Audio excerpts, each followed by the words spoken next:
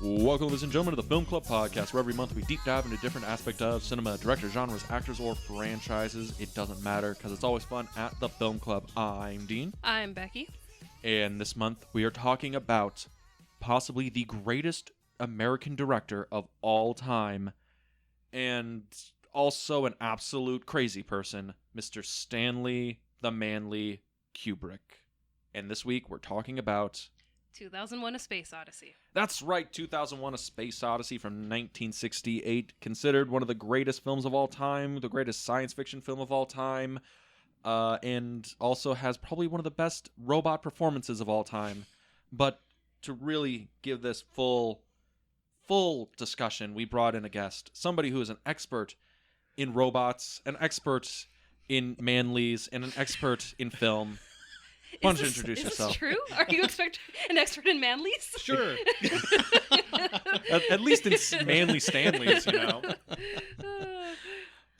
It's great to be back. Thomas Edward here. I think last time I was here, I covered the infamous Last Jedi. Yeah. People shook your hand. Yeah, and I'm curious, has there been any feedback from that? It is currently our longest episode, I believe. It is, yeah. I think we've heard nothing bad. Every discussion point that we broached on that film has been considered valid. So basically everything we mentioned has not been refuted as we are absolute idiots. I'll put it like that. Okay, that's good. They might not agree, but they didn't call us idiots. That's fine. I mean, I'm okay with people disagreeing. I mean, I'm right, but no, I'm kidding. I don't care. Like, my opinions are right, Yeah. and screw you. But no, yeah, it's good to be back. So for anyone unaware, this has been, this was the main reason I wanted to come here and be a guest. Like, I think, over a year ago. I believe the first time me and Becky started doing guests and we were talking to people, you approached us and said, I will do anything to talk about, I think it was A Clockwork Orange and 2001: A Space Odyssey. Yeah, those were your two. Those were your two top picks, and you're like, anytime, any day, anywhere, I will show up for those two movies. And you're finally here. Yeah, and the first one I did was Mulholland Drive, which is up there, obviously. And then I did Serious Man up there. Last Jedi was a big one. And this is like the ultimate for me. Like, if you decide, like, okay, he's not going to be a guest anymore, I'll be like, all right, I said all I needed to say. I'm good. I said my piece. Like, I'm over. It's finished. Yeah. But there's more films obviously I'd love to talk about. But this one is a doozy. I didn't see this when I was young. I saw this in 2017 for the first time. Okay. Guys, that's an interesting thing. I think that's something we should start with is, 2001: A Space Odyssey. It is one of those monumental films if you're a film nerd, right? Mm-hmm. But I think I'm in the same boat. I don't think I saw this till I was like almost out of high school or like right after. I was either like 18 or 19. Like, I was either senior in high school or a freshman in college. That's kind of when I watched this. I'm curious though about anyone else here, because you said 2017. I don't know. Yeah. I don't know how old you would be in 2017. You were a man grown with like bills and shit. I mean, I was definitely in my 30s. And I didn't not see it for any real reason. I just kept kind of putting it off. At that point, there were two Kubrick films I did not see. This was one of them. Again, not for any real reason. The other one was Barry Lyndon, and that was because everyone else that I knew said, you can just skip Barry Lyndon. That's the boring one. What the Yeah, fuck? I know.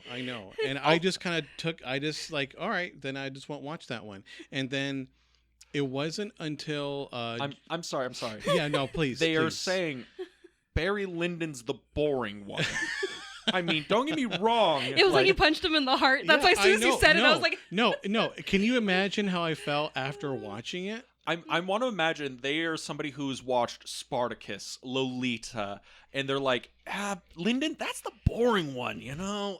Yeah. And then I realized no one knows what the hell they're talking about. So I'm just gonna form my own opinion. But no, it wasn't until like I decided to watch Barry Lyndon. I watched Barry Lyndon before I watched 2001. Because at the time, because I'm a big James Gunn fan, like going way back to his Trauma days. For anyone that's not aware, James Gunn wrote and directed the Guardians of the Galaxy films at Marvel, which I love. Like those are, out of all the Marvel movies, those are my all-time favorites. But I was a fan of his going way back because my friends showed me Toxic Avenger way back when I was in high school, and I'm like, what the hell is this? Fucking Toxic Avenger. Yeah. Toxic Avenger is like the gateway drug to schlock, right? Yeah, because I was like, and then the Trauma logo, I'm like, who are these people? And then that's when I discovered James Gunn. And then it went from there. And he was, I mean, he's still pretty active on social media, but at the time I think it was like a Facebook Live, or he went live and he was doing like a bunch of people asking questions. And I asked a question and he answered it. I just asked favorite Kubrick film and he replied like immediately. He said, favorite Kubrick film, Barry Lyndon. And I'm like, everyone told me that's the boring one to skip. And one of my favorite, like more contemporary directors said it's his favorite. Maybe I should give it a try. Maybe those people don't know what the hell they're talking about. And like a couple days later, I watched it, and you found it was the boring one. It was the boring one. It's like one of the most beautiful films I've ever seen in my life. And then after that, I was like, okay, I never saw 2001 for any real reason. I'm gonna finally watch it. And I know I've said this on here before. I think I said it the first time I was a guest on here. And I meant it, and it still holds true. Well, not as intensely, but when I finished watching 2001 for the first time, and it was just at home. I didn't go to a theater or anything. It was at home, middle of the night. I think that was like a night, for some reason, my ex wasn't at home. So I had the place to myself. So I was completely isolated. And turned all the lights off, put my headphones on, and did a lineup low, turn the record player going. You know what? I feel like, and I know that, especially when this came out, and a lot of people like to get high or do something when they're on this, and I'm sure that's great. Oh, we're gonna get into the release of this film. Yeah, it's wild. And I never had the need to do that. Not that I wouldn't try it. But look at that sly smile over there. But because it's a trip in and of itself. But at the end of it, I was, and I'm not kidding, no hyperbole, I was sobbing uncontrollably at what I just experienced. You're like, this was the boring one. My God. I couldn't, and I like, well, every time I watch it, because I watched it last night. Every time I watch it, I get teary-eyed,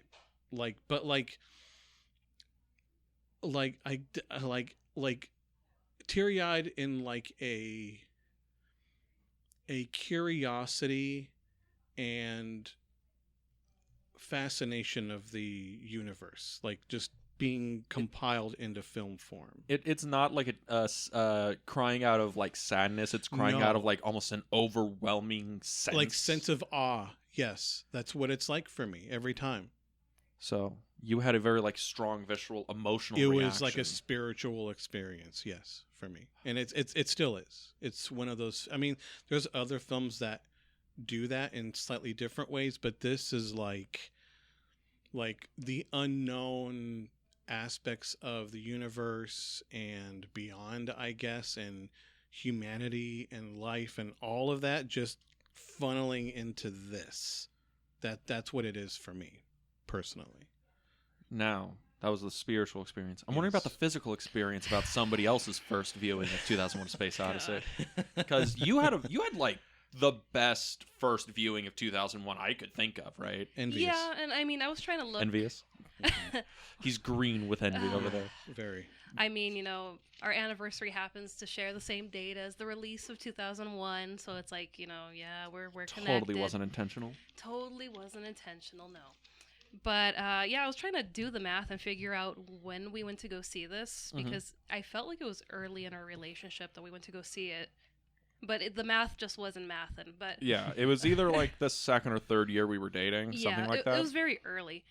But yeah, we went to go see this at the Aero Theater in Santa Monica. They were doing a screening of it on our anniversary. On like real 35 print film. This was before they restored the theater, so it was like the old, wooden seats and everything, the old theater seats.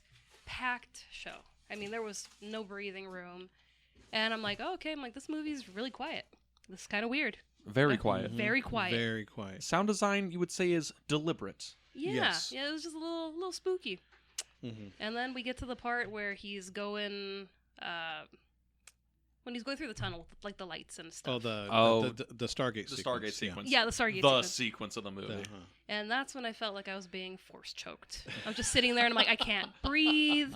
The room's full of people. I'm just sitting there like, oh my God. I'm literally sitting next to her and the Stargate sequence happening, and I'm like, this is so beautiful. Oh my God. And she's having a full-blown panic attack. I glanced over and I'm like, you see how beautiful this is? And she looks like death has come to her so, town. So in other words, you were kind of experiencing what Dave was experiencing. Just You wow. told me the same thing when I think it was like when Poole gets launched into space, you literally like stopped breathing. Yeah. Yeah. Like you just stopped breathing for like that whole sequence. Yeah. It happened again when I watched it yesterday. Such a good fucking Yeah. And it was just like, you just hold your breath because you're like, Yeah. oh my God. You Yeah. know, it's like, anyone gonna get him? Nope, you're getting too far. And then that's kind of like the ultimate fear. You go out there and just, you're gonna float forever. Yeah. So yes, I had a panic attack. I had to use my inhaler afterwards because I was just like, wow, all the oxygen was sucked out of me. And then Dean's like, turn the show at midnight. You want to watch it wanna see it again? again? Like, I no. was like fucking No. round it back. We didn't even get dinner. I had an anxiety attack and then I got taken home. Wow. It was a beautiful experience. Yeah, it sounds like it. Yeah. But yeah, my first was not nearly as rapturous as you guys. I put it on while I was at home. Fell asleep about halfway through, woke up to the Stargate sequence, like, oh, that's fucking weird. And then I was like, all right, whatever. And it was, because the first time I watched it, again, I was like 18 or 19, and I'm like, well, I guess I gotta watch all the Kubrick movies, right, if I like movies. And I got to 2001, and it's slow, and I fell asleep, and I was like, okay, maybe that's not the good one. And then like 2 years later, I'm like, okay, gonna go through it again. I'm writing a paper for Kubrick, might as well watch it. And I finally like actually sit down And watched it. and watch the movie as like it was intended to be on, a 12 by 12 monitor in my bedroom. And it was so weird because I didn't have like a physical reaction or emotional reaction because like I think it's a thing where I have such a cognitive dissonance with like film in general. Like it's hard for me to get invested into movies. Just because I always have that thing in the back of my mind of it's so artificial, right? Because movies are made up. They're weird. But watching that movie and as it goes on, it gets to the Stargate sequence and I'm like sitting up in my chair. I'm like holding on to shit. I'm like, oh, this is weird. It was like one of the only times in a movie that I started feeling weird. Like, because I'll watch like Harold and Maude, right? Yeah. I'll love that movie. Becky is like, that movie's like whatever, and I'm like, it gets me every time. I'll watch Harold and Maude, and I get to the end of that movie, and it's like uncontrollable bitch tears. It breaks my soul in half. I'm at home and I'm getting text messages from him in class. Boo! People in class are watching me cry my fucking eyes out. I feel like a bitch. But this movie, it was beautiful. Damn it! That was great. And I'm just like, oh my God, what are you watching? He was like Harold and Maude. I'm like, what the fuck is that? Yes. And I looked it up and I'm like, Old Lady Love. That's getting you crying? That really? movie's beautiful. God damn it. Yeah. But and like that's like a thing where it's like, oh, that movie just hits me and it goes, right? And then there's like Elephant Man, that movie hits me, it goes. Oh, but yeah. those ones are like emotional reactions. Yeah. Like my body can't like contain its like sadness or beauty or whatever the fuck. The Iron Giant. Oh God, I might break down right now. But like with this one, it's like it hit me emotionally, but I didn't get like the tearies or it like hit me, and I'm like. It's okay. To just get vulgar, I think we're past the thing. It was like a post nut clarity, like the like it was like after the movie's over, and I'm like, oh, that was like a good movie, and I like looked around, I'm like, I feel like I just experienced something, and I don't know how to explain it. Like, it's so weird. There's like before and after watching 2001. After you watch it, it's like everything feels kind of different. It's kind of floaty and shit.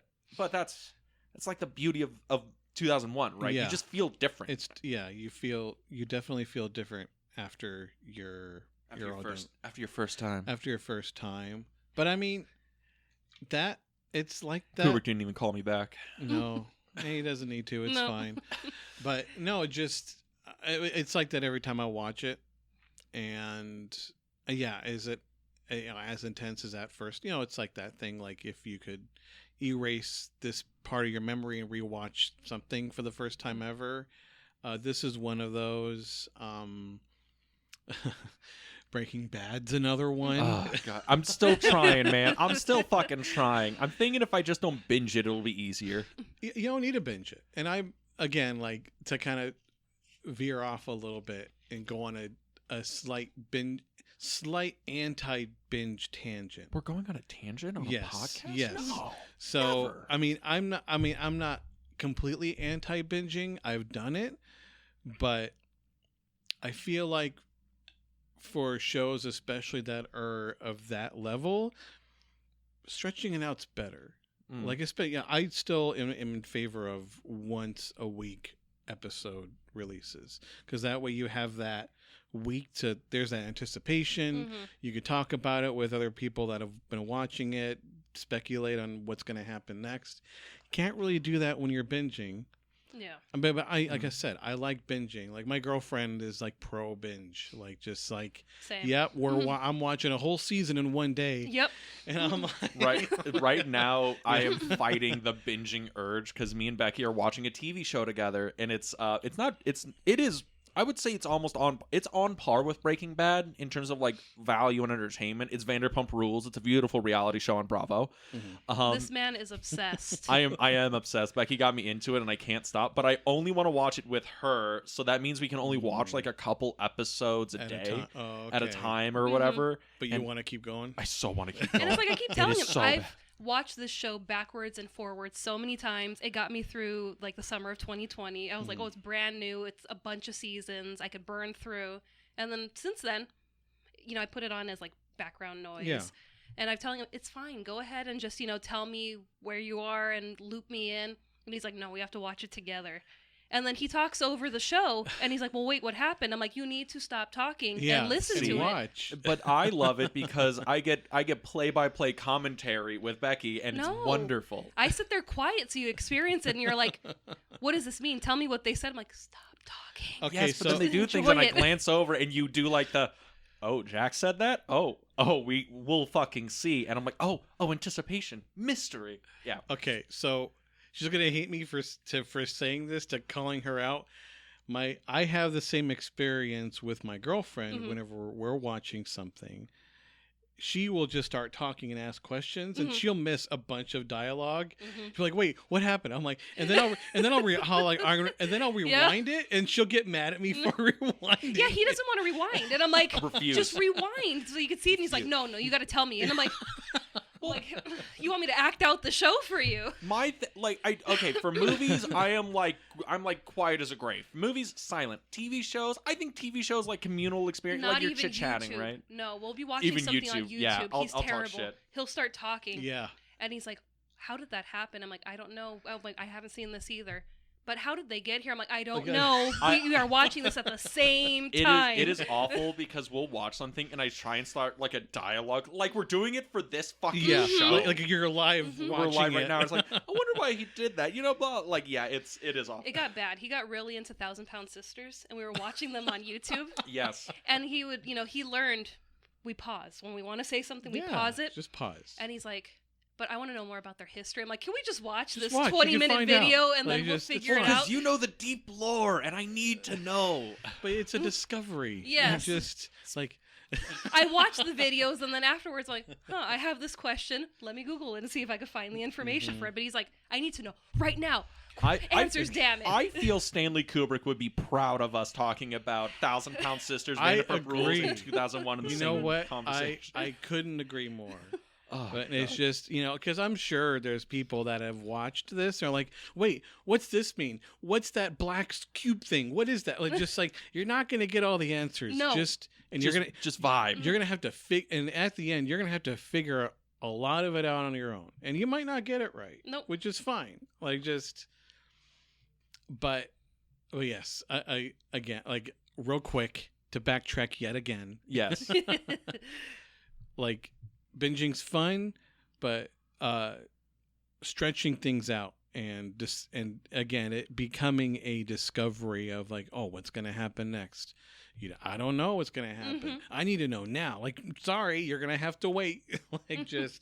And then having that all the context after you're done with it, and then rewatching something after that, I feel like is more of a discovery, because then you'll start noticing things you didn't notice the first time. That happened to me. That happens to me with movies all the time. Like, I did that with The Thing. I've seen The Thing probably a bajillion times, and I finally went to see it in the theater. And I feel like such a fucking pretentious asshole. It was different in the theater, man. It's a different experience. It's almost a different movie. Having never seen it in the theater, I can only imagine it's different in the theater. But okay, let's get back to talking about 2001. So I guess before we even get into 2001, we'll get into like just the broad spectrum of how we get to 2001. Yeah. So on this show, we already did Pass of Glory, right? That's the last movie, right? Yes. After Pass of Glory, he does Spartacus. Spartacus basically guarantees him like Hollywood level career because he made a movie that made a shit ton of money in the Hollywood system, and he fucking hated doing it because, as I guess people should know, he did it as a for-hire gig, basically a favor to Kirk Douglas, and hated everyone involved. In the middle of production, because he Yeah. replaced the other director that Kirk Douglas was not happy with. Yeah, I believe his name was Anthony Mann, and I think Tony Mann, Tony Mann, yeah. And I think it wasn't even like midway through production. It was like the first week of production. It was like the first couple of days, I think. Yeah, 4 days you're right, within the first week. I think the only part that is still his film that's in the final cut is the opening at the quarry, and that's it. Yeah, that's it. But he does Spartacus. That movie makes a bunch of money. Basically, everyone's like, okay, Kubrick can make artsy movies like Pass of Glory. He can make blockbusters like Spartacus. He can kind of do whatever he wants. So let's just see what he wants to do. And then he makes Lolita, which Kubrick was like, this will be fun. No one will have a problem with Lolita. And Lolita, I don't even know how popular that was. It was controversial as hell. Yeah. I'm pretty sure it made money, but it kind of was a weird career step. It was, its success was greatly boosted by its own controversy. Yeah, that's a good way to put it. Yeah. And then after that, he makes probably the best black comedy of all time, Dr. Strangelove. Which was also, I mean, like, I think it was Sidney Pollack said, like, he didn't remember a Stanley Kubrick film that did not have a bunch of controversy attached to it. Like, all of them. Like, especially starting with Lolita. And then going, but even like Paths of Glory, like, it was banned in France. Like, just like it's like a thing. Like, the moment Kubrick has money, because because we did The Killing on this show. That was a really good movie. Very good movie. Honestly, Great. I would recommend everyone, if you want to see like low budget Kubrick, go watch The Killing. Please watch it. It's very good. Yeah. You didn't want to watch it. I didn't. I had a whole thing about The Killing because that was the last Kubrick movie for me. I've seen everything else except The Killing, and I'm like, I don't want to finish the filmography. Yeah. Because then his filmography is finite, and then it's truly over. There's no more exploration. And then I watch, and I'm like, oh, that was a pretty good noir. It's good. It's fine. Yeah. 7 out of 10. Would watch again. Yeah. But he does Dr. Strangelove, and that movie hits like gangbusters. Peter Sellers plays like 3 roles in it. It's I think immediately lauded as one of the best comedies of all time. And this is when Kubrick is kind of like really gets the blank check. Just like, do whatever the fuck you want. Now we know that you can kind of do any kind of genre you want. You can do epics, you can do comedy, you can do noir, you can do dramas. What do you want to do, Stanley? And Stanley Kubrick says, well, I want to make the proverbial good science fiction film. He didn't want to make a great film. He wanted to make a pretty good sci-fi film. and he gets Arthur C. Clarke to help him pen the script As he's writing the book. as he's writing the book. It's weird because Arthur C. Clarke and Stanley Kubrick, it is very weird as to which one contributed what to the story. Yeah. Because the book is basically the movie, and the movie is basically the book, but they are not the same. Mhm. No. And then we get the release of 2001: A Space Odyssey. Mm-hmm. I cannot imagine what people thought going into this fucking film for the first time. Because Yeah. sci-fi was not like this. Movies didn't look No. like this. No. No. Just science fiction before this was cheesy. It's Plan just 9 like- from outer space. I mean, great. Yes. Don't get me wrong, but there was nothing like this before that. Sci-fi at this point in 68 was considered the B-movie schlock. Yeah. Or it'll be a crowd-pleasing, like, spectacle. But there's no substance. Is this like the lasting legacy of 2001? Is it's kind of like the first sci-fi film with massive with a massive budget and real substance to it? I feel like, if not more.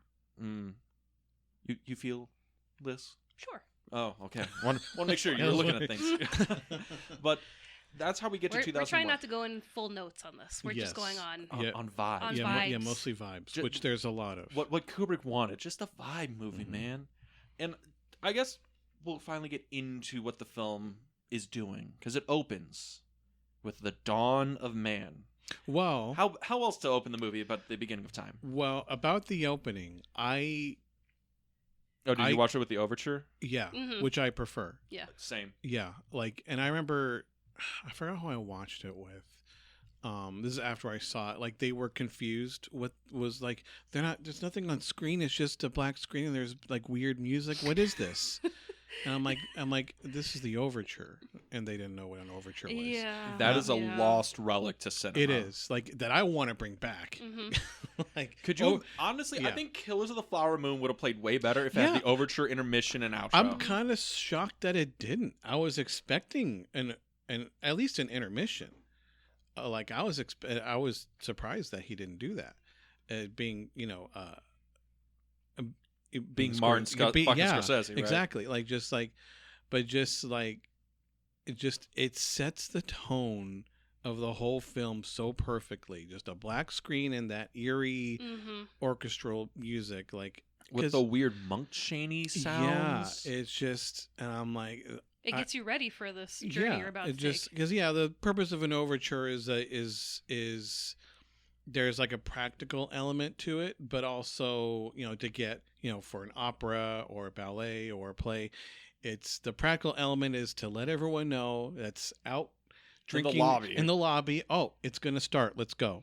And it also familiarizes you with the themes. Yeah, So you can associate. Oh, I recognize this. This is this character. Yeah, the themes and the tone, Mhm. like, and it's perfect. Like, I remember again watching it for the first time and being a big Mozart guy, not expecting it to Mhm. do that, because I was confused for like the first Yeah. 3-4 seconds. I'm like, Is this I'm like, the what's- first movie you ever saw with an overture? yes, That's fascinating. yeah, I guess that's a thing because overtures basically disappeared or were phased out in like the 70s, Yeah. right? yeah, Because that's when New Hollywood came out and the movies just generally got Mhm. shorter, or like the epics weren't 3 or 4 hours. They turned into like 2 hours, Yeah. 2.5 hours. Yeah, You don't need yeah. the overture anymore. yeah. But that was the first film I saw with an overture, and again, like the first 3, maybe 5 seconds, I was confused, but then I realized what it was, and I started tearing up because it being like a classical music guy too. I'm like, oh my god, it's an overture, like, and this is so unsettling. Like, and then the MGM logos, and like they did it before the like just, and then the way it's the actual like opening, I don't know how to describe it. I was gonna say it's like a punch in the gut, but that's not right. It was a smooth massaging of the guts. I guess, but almost like a an aggressive, loving massaging of the gut. I don't know. I can't. I'm like I don't know how to describe the actual opening. It's just such a weird thing because I think it is a thing where it's getting the vibes, and I know there's people out out there that hates when I say the word. It's just a vibe, man. But yeah, it is a thing where it sets the I think tone. that's just your family. No, it's also Brandon. All right. Oh, he doesn't like that? He hates when I do that. Don't worry, Brandon. When you come on in November, you can make fun of me for it. I feel like it's a good description. Honestly, I'm in. I mean, being especially older, this is newer lingo for me. It makes sense. But yeah. So the opening overture, it really does just set the tone of what we're doing here, right? I'm curious because, we saw this in the theater when the music started and it's just the black screen. Did you think it was weird?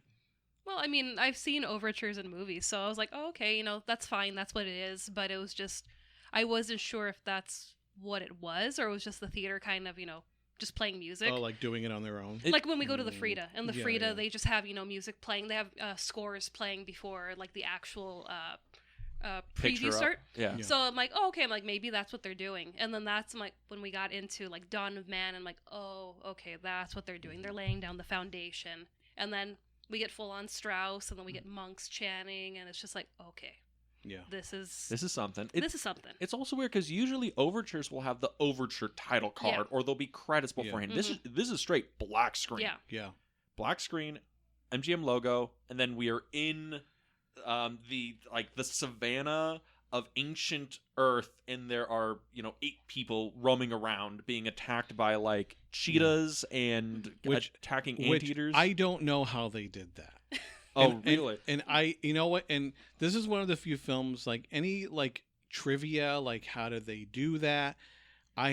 All those things that I've learned was never something I seeked out for myself. It was always something like if someone on YouTube makes like a 10-20 minute Stanley Kubrick retrospective, then I'll learn something.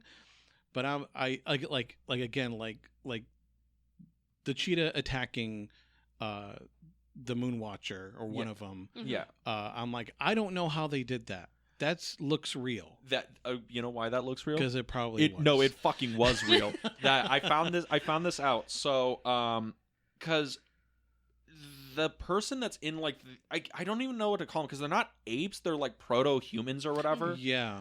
Can we just call them apes to make life simple for Sure. everybody? Yeah, that's So fine. cool. So the ape or whatever that's in the costume is like an animal handler or whatever. Yeah. Yeah. And the cheetah they released and literally just attacked the animal handler because they covered him in like sardine juice so the cheetah would attack him. But that was take 2. The first take, it charged the camera and tried to attack Oh my Kubrick and the God. camera. But luckily, there was another animal handler with a trank gun. Oh, They're like, All right, we got him. And then Kubrick was like, they were like, oh, Stanley, like, that was really dangerous. Do you want to, like, break or whatever? He's like, no, just wake it up. We'll go again. Just fucking roll it. Yeah. Wow. Even Kubrick, 20 take Kubrick was like, fuck it, one more time. What I really want to know is how many times did he have the cheetah attack that animal handler before he was like, we're good. Was it only 2 takes, Stanley? Was it take 40, 55? But it's insane. And just... I guess that's also a thing because I don't know if people know this. Kubrick developed the reputation of doing a bajillion takes for every Yes. movie. Yeah. Yeah. I don't know when that started to be like a prevalent thing because I know in The Shining it's like Yeah. everyone knows he does that's when 100. it was like at its peak. Mhm. Yeah. Yeah, Especially with Shelley Duvall. Yeah. Yeah, because I know in like Paths of Glory, there's like one scene that he did like 15 takes of that caused an issue, but that was like it. I don't know when he started doing like, we're gonna do 400 takes of Tom Cruise walking through a door. Yeah, I mean, according to him, like there have been, like interviews with him talking about that. Like he only does The like 2 interviews with Kubrick. Yeah, like he only does multiple takes if he feels the performance isn't what he wants. Mhm. And he I think even because I've watched, because you have the Kubrick box set here. Oh yes, we do have the big ass yeah. classic Kubrick Yeah. white box. Yeah, Yes. beautiful, Beautiful. Which, It's a classic. One of his prized possessions. yeah, which they need. I know, on the car on the way here, like I was like, they need to Update this they need to fucker finally. update this. Like, give it to Criterion, a Criterion Stanley Kubrick box set. And again, for anyone who hasn't seen it, it came with a wonderful documentary called Stanley Kubrick Alive in Pictures, and it's it's pretty much 2 hours Mhm. almost. Yeah. This came out, I think, in like 2001, 2002. It did, because Something like Kubrick that? died Yeah. in 99, 99, yeah. and this was the box set they put together. There's a one box set of this like right before that doesn't Yeah. have Eyes Wide Shut or the documentary in it. Yeah. And then this one was the one that came out after he died, where they got Eyes Wide Shut, put it in there, Yeah. and Mhm. put the Life in Pictures documentary in there. And Yeah. it's was supposed to be like the memorial, like here's all of his Yeah. films, so everyone Mhm. knows what a great genius Kubrick was. And I don't even think we talked about that. Like Kubrick, he's in the pantheon of great directors of all time, right? Mhm. Yeah. Right? Would you call him like the GOAT director? Because it's him and like 4 or 5 other people, right? Yeah, like I know, like there's another friend of mine who we haven't spoken in ages, but he liked Kubrick, but he felt that Tarkovsky was the better director. I've heard that argument. Yeah, I mean, but I haven't seen all of Tarkovsky's work, so I can't Mhm. be a final judge. Mhm. But visually, like his films are beautiful, so I would put him up there. Kubrick's up there, Jack Ford. Like there's so Or many. You mean John Ford? I like calling him Jack Ford. Good old Jackie. Because well, according to Spielberg, he said that's what everyone called him. Yeah. So I'm like, I mean, when his real name was Seamus. You know? yeah. So just like, does it really matter? But no, just Like Kurosawa's there, Bergman, Yeah, fucking Hitchcock, Mhm. yeah. obviously. But he's up there, at least for me, and for a lot of people I know. So, but no, that Life in Pictures film, I think, is on YouTube. It is. So for anyone, Or it was. I or saw it a long was. time ago on So there. if you can get your paws on that and watch it, and if you're a Kubrick fan and you haven't seen it, I couldn't recommend it enough. That's one of those things that I watch multiple times. Like I have it memorized at this point. Yeah, because that's where all the famous like quotes from like Scorsese and Woody Allen Mhm. and Spielberg. That's all their famous quotes about Kubrick are in there. Yeah. Yeah. But yeah, I think that is one of those things, right? I know we're in the dawn of man, but tangent here. Kubrick is like, if you had to argue the great American directors, he's in the top tier. Like, I don't think there's argument. I think the question is like, why is he the best? And I think it comes down to he worked in like so many different genres. He wasn't like John Ford, whose best work is mostly in westerns. He wasn't like, he worked in so many different genres, and each one is considered a top 5 in every genre he worked in, Yeah. if not the best one, right? So I that's kind of why he's considered the GOAT, right? Yeah, because all of his films are very different from each other. Like even like Paths of Glory and Full Metal Jacket, they're Mhm. both war films, but they're both very different. Mm-hmm. And I again quoting Scorsese from A Life in Pictures, near the end of it, everyone's talking about, it would have been great if he made more, and Kubrick's wife, said like he regretted not making more, but he just couldn't help taking a long time, and Scorsese said everyone says it would have been got more. He's like, no, but this was enough, Mhm. because they're all so different. Yeah. I mean, it's like, I guess a question, because your favorite Kubrick film, I think, is The Shining? Question mark? Is 2001 finally taking it? No, Let's go, no, please. no, we're almost there, boys. No. We're sticking with The Shining. All I right. mean, now that I'm seeing more of his films and Mhm. enjoying them in their own universe, their own platform, The Shining still holds. I mean, that's also my first Kubrick movie. Mm-hmm. I feel that's a lot of people's first Kubricks, but I think it's interesting because, like, I'm a huge Kubrick fan, but you're... No. I know it's a Who surprise. You're wearing your 2001 Space Odyssey shirt? Yes, somebody who loves me a lot got me this. No. Mhm. Yeah, but because you're not a huge Kubrick fan, I guess. Like, you've seen plenty of his movies, but you haven't done the full, like, let's watch all of them kind of thing. Yeah, but I mean, I've done that with a lot of directors where I haven't, I enjoy their work, but I haven't watched everything. Yeah. I mean, some of them are ridiculously hard, because I think Hitchcock made, like, what, 50 fucking movies? Yeah, so Some it's of like, them are literally lost to history. Mhm. yeah, so it's, I don't feel that urge to, deep dive into all the films, but it's like, I enjoy his work.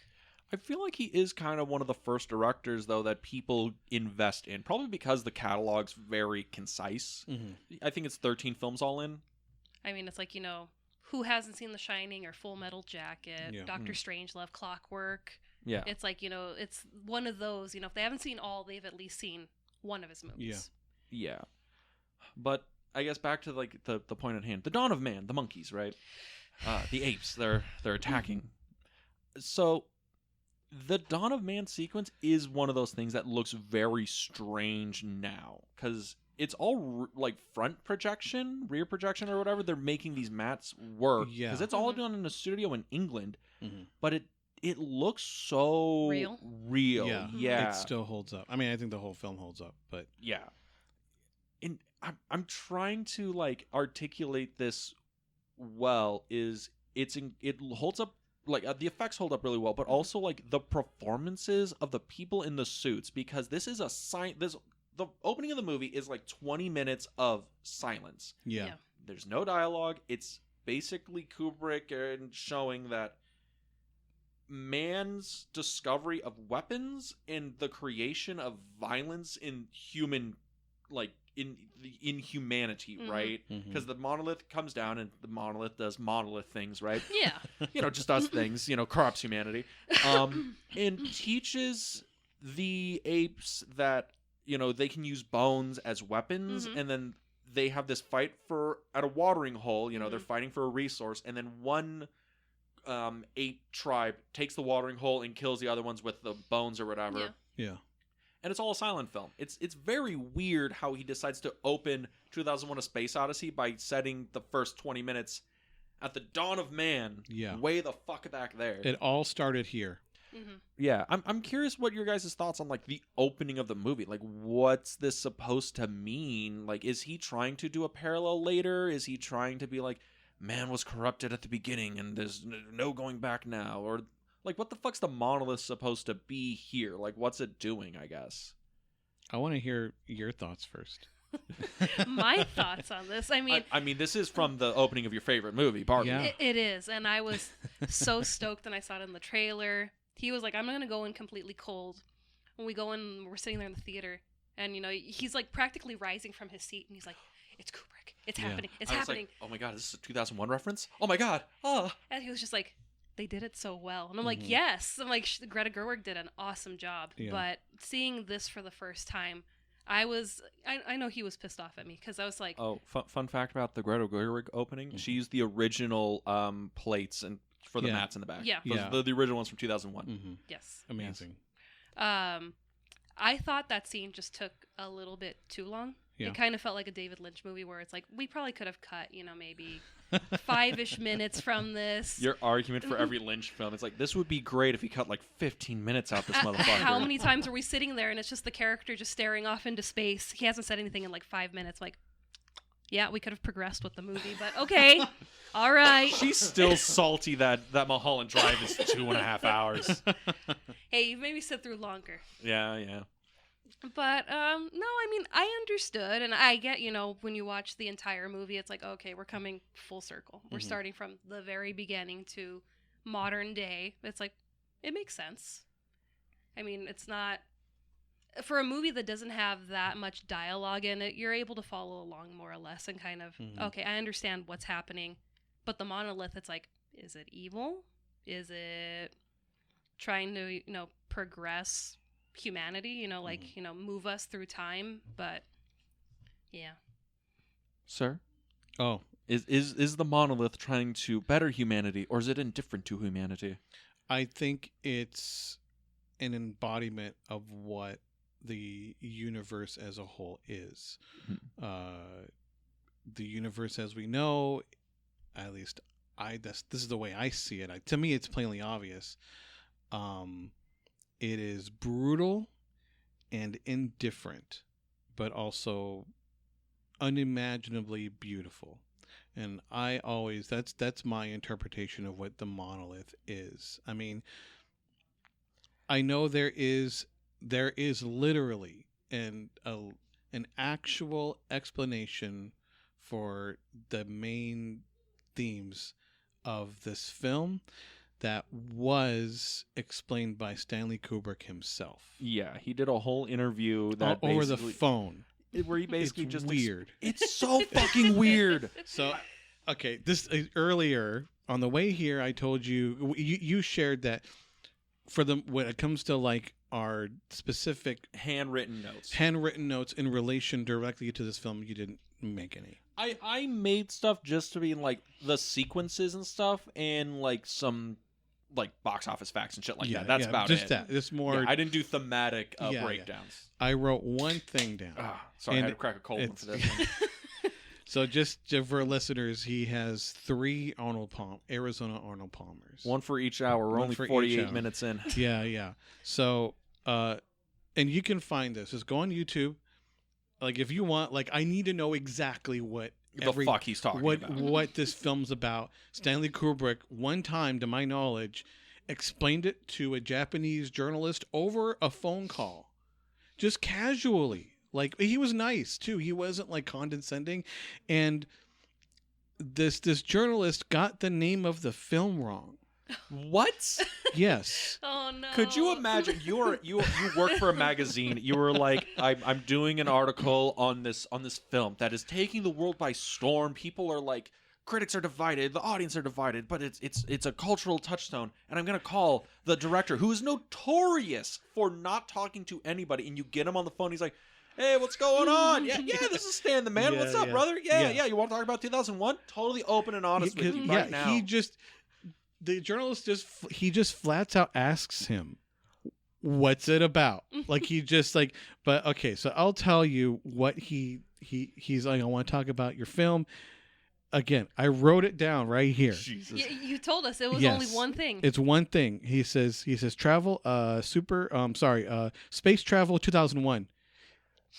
That has to be a translation error. No. Yes, it must be. And then Stanley just like over the phone, yeah. Just like, yeah. But then he asks him about, we're skipping way ahead of the end. He asks him about the room at the very end that Dave is in. He asks him what that is, and then Stanley he goes over the entire whole point of the film. Just casually to the guy that got the title wrong. Like, just it is a thing that's so fascinating about, because Kubrick famously did very little interviews. He just did not talk to a lot of people, and from everything I found out, it almost was a thing where it's like, if you ever got a chance to talk to him, he wouldn't shut up. Yeah. He'd be very open, and he'd be like, yeah, whatever you want to know. Yeah, that's why this is like this. Yeah, like it was so like nonchalant about everything. Super casual. Yeah. But because I think there's another interview, I think around the time 2001 came out, or maybe it was after Doctor Strangelove, and it's just him in some room like smoking a cigarette with a bunch of news guys, and they're like, so what do you want to, so about this movie? He's like, oh yeah, so it's about this. Like, the whole thing is an allegory for chess in this sequence. Do you guys not get that?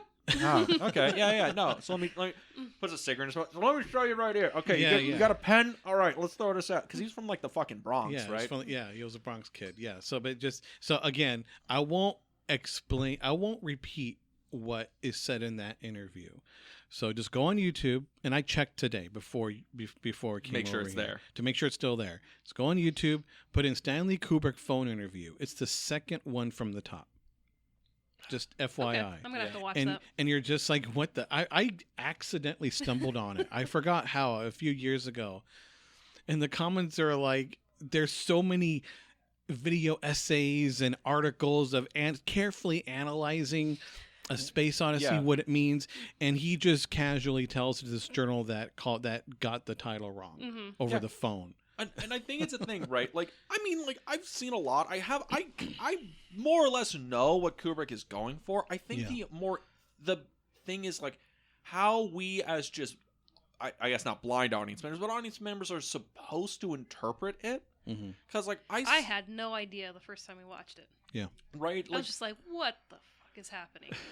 Yeah, like, it's so strange, because it's this alien thing come to Earth, and afterwards, for some reason, these apes they are becoming more intelligent, but that intelligence is manifested in weapons and violence and like power dynamics and struggles of resources, right? It's like, in this very like small way, something has influenced these apes to create war, right? It's a thing about like, this is a different tribe than us. We're trying to protect ourselves. There's this watering hole, resources that we want, right? That is then extrapolated into all of like human conflict throughout history. And this is, I think, best exemplified in the greatest cut in cinema history. Lawrence of Arabia, sit down, and where they throw the bone in the air, and or the baby doll in the air, or the baby doll, and in the then air. we end up in Barbie Land, and all is well. All is pink, yes. you know.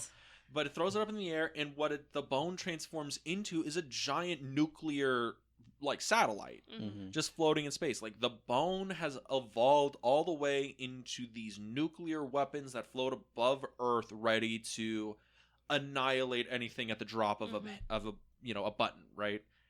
And that's like, I think that's what the Dawn of Man thing is doing. Like, just in that sense, is this is where we started, and this is where we have gone. And then where we've gone is now Dr. Haywood Floyd going up to the moon. This is the next sequence of it, where we're finally in space. We're in the future. With beautiful Pan Am. Beautiful Pan Am. And rest in peace. Yes. All right. A very long time ago. Yeah, before even I was like... They were kind of wrapping things up when I was a kid, from what I understand. I just love how in 2000, like in the far off future of 2001, 23 years ago, Stanley Kubrick's like, Pan Am's gonna last. Also, Howard Johnson. All right, right across from the Hilton. Right across from the Hilton. He was right about some of those. Right. Yeah.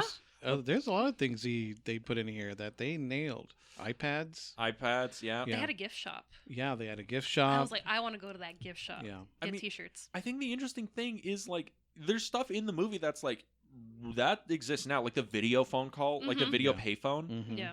And I'm like, wait, that we had to do that for a whole year during 2020. Everyone was doing that, and they were terrible at it. Yes. I can't get this filter off my face. I'm not. Holy shit. He's not wearing pants.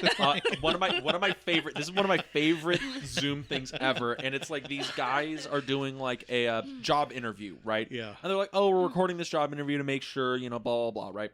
And one of the guys is like, the guy who's getting interviewed is like, "Yeah, guys, da da da," and oh, sorry, he dropped his pen. He like goes to pick it up, and when he does, he kind of sits up enough to where they see that on the top he's wearing like a suit and tie, and they're like, "Are you wearing board shorts?" He's like, "Yeah, I didn't think you'd see my legs. Yeah, I'm wearing like board shorts." I appreciate that he was just direct about it. Here's the best part: the guy doing the job interview is like, "Don't worry," and he stands up and he's wearing board shorts, the same board shorts.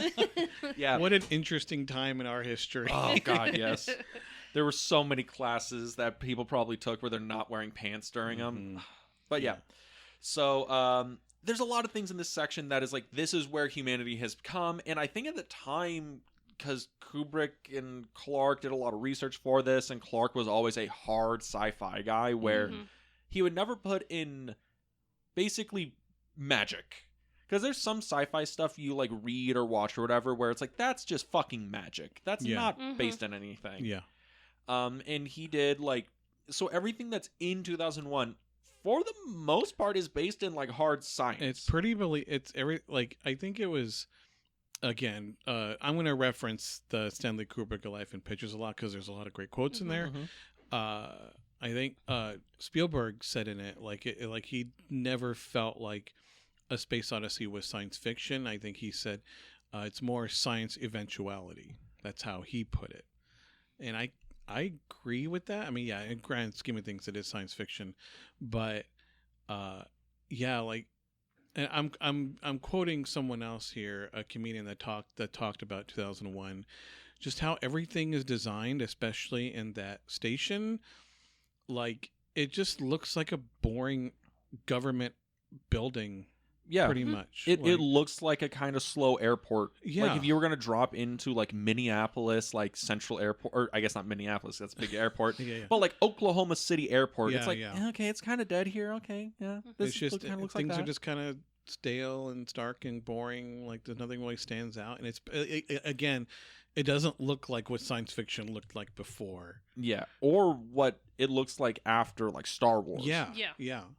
Which you could see the inspirations for Star Wars when they go into the hangar. I was like, oh my God, there's that's so much of it. Yeah. Oh. And I just, and if I may backtrack slightly. Backtrack all you want, my brother. We got 3 hours. And it's I know it's up there with what's called a match on action cut. The bone being thrown in the sky, and then it immediately cuts to the satellite orbiting. Yeah. I tear up and get chills every time I see that. And I know that's cheesy for me to say. It's a little cheesy. I It's mean, totally cheesy. Don't get me wrong. Like, I don't. It's impressive. It's very impressive because you got to think about it. Like, Kubrick did this by hand. Yeah.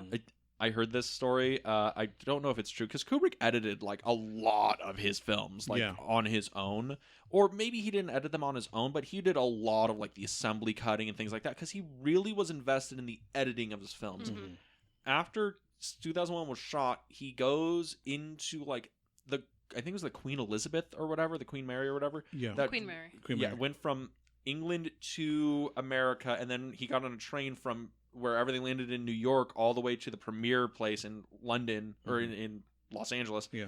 And I'm thinking like he is just in a room with miles of fucking like film, just cutting this shit by hand, getting it together, and that cut looks as good as it did when he's doing it like, yeah, fuck it, yeah, that looks fine. Yeah. And I don't get the chills for it, but when it happens, it's like it's a snap. Yeah.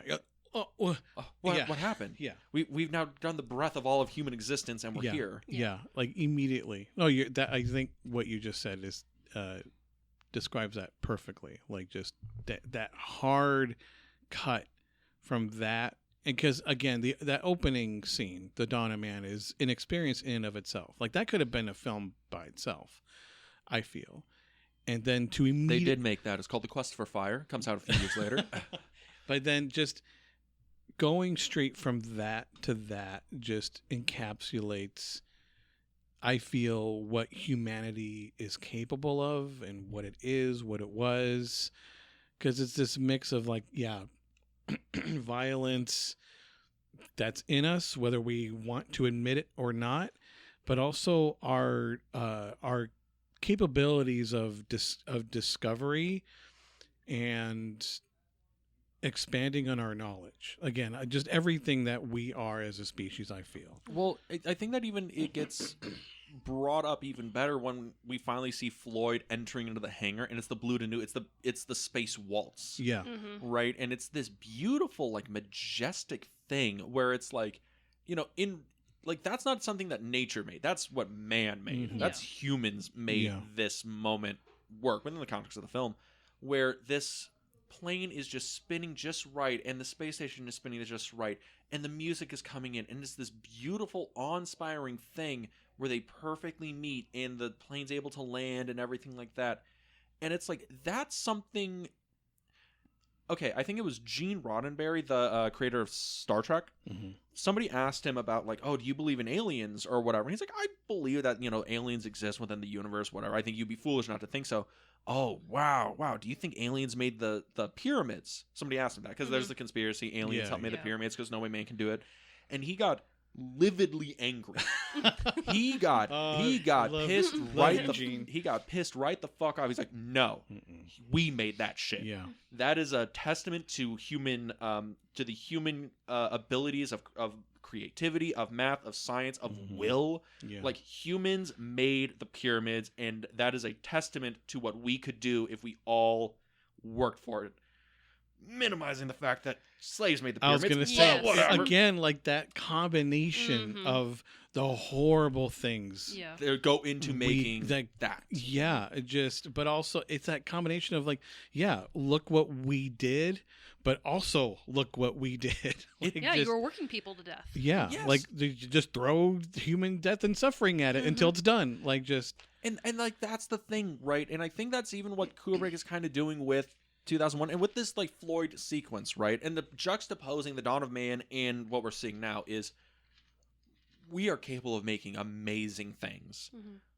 We made we're in space. We have a giant space toilet. Did you see the floating pen? And with the double-sided tape. With the double-sided tape. Which was a new invention at that time. I love how simple that fucking effect is. And for a long time, I didn't know how they did it and didn't give a shit.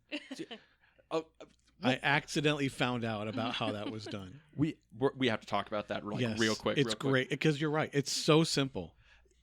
Okay, I'm just gonna end my tangent on the fact that humanity makes beautiful things, but Yeah, the pen trick, The pen trick, because watching the movie, if you are in 1968, you're like, okay, it's done with wires. If you're in 2024, it's done by CGI. But in the theater, this is made in 1968. You're like, okay, it's done by wires, whatever. And then the lady comes up and grabs it in Mm-hmm. an unbroken shot and just puts it in his little pocket. Mm-hmm. You're like, where the fuck the wires go? Yeah, and it moves in a way that wires wouldn't have been able to pull that off. It kind of spins and Mhm. twists in Yeah. weird ways, and you're like, there's no way that could. How could you have done that? And then you Mhm. find out, well, that we got a piece of 24 by 24 inch glass and stuck it on there with some tape, and it looks good. And you can see it. So again, The shimmer, you right? it's very subtle. Like noticed it for the first time rewatching it last night, and this is after knowing how they did it. Like I unintentionally found out how they did it from this amazing guy that's on TikTok, social media. He's a prop master. You might have seen him. He explained it. Like he's great, and I'm like, oh, that's it. The simplest thing. And then last night watching, you see this little the light reflections in the glass. It's so subtle, and I'm like, in theaters, you wouldn't have seen that. That's one of those things where it's like, there's no way for you to call that out on the first shot. No, because you're looking at it, it's like, that's not glass, right? Like, that's just like the edge of the frame, and also because it's film, it's like flickering, right? Yeah. But it's such a simple effect, and I think that goes into just like the amazing nature of this movie is because everything we're seeing in this film, the ships, the this and that, it's all sets, it's all models, it's all forced perspective. When they're in space, that's just some models going through a black background. Yeah. When we see the Earth, that's just a pane of glass they painted and scraped with a razor to make it look like that. Because this is in 1968. We had not gone to space yet. We didn't know what the Earth looked like from like a real distance. And it looked so fucking good. They talked to somebody who, I think it was like I think they were talking to like some astronaut or somebody at NASA about 2001 in one of those like documentaries, and they were like, yeah, when they you see the Earth and that, they got it pretty fucking close. Yeah. Like it might not be one for one, but that's the Earth. Which was a pattern for Kubrick, especially with his previous film, Dr. Strangelove. Like the amount of accuracy like in that bomber like scared government officials. They legit were like, who gave this guy access? Yeah, and they just made Who it have you all been talking up. to? They did that. Somebody came to the premiere or whatever, and they're like, we need to know where you got the blueprints. Like we just made it up. We got like a fucking like magazine that had like a blurry picture. We kind of guesstimated a lot of it. So a Kubrick pattern, like the amount of detail and thought into those things is insane. I mean, it's also a testament to Trumbull's work as the effects man. Yeah. Because so much of it holds up. Like, if you watched it, if somebody were to watch it now in the blind and like, after you've seen like Avengers and like this and that or whatever, like in a world where everything is made in like computers, or maybe not everything, but a lot of it is.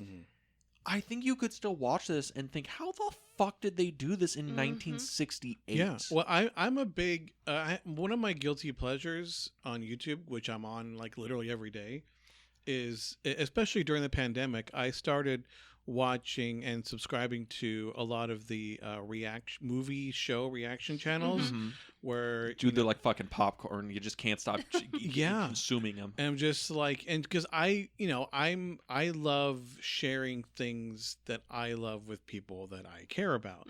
And especially if it's the first time, like if I know someone who hasn't seen Alien before, this about me. I'm like, holy shit, I need to be the one to show this to you so I can watch you watch it for the first time. So like seeing people watch Breaking Bad for the first time, watch Star Wars for the first time, and Seven for the first time. And then I have seen, I think, like 3 or 4 of people watching 2001 for the first time.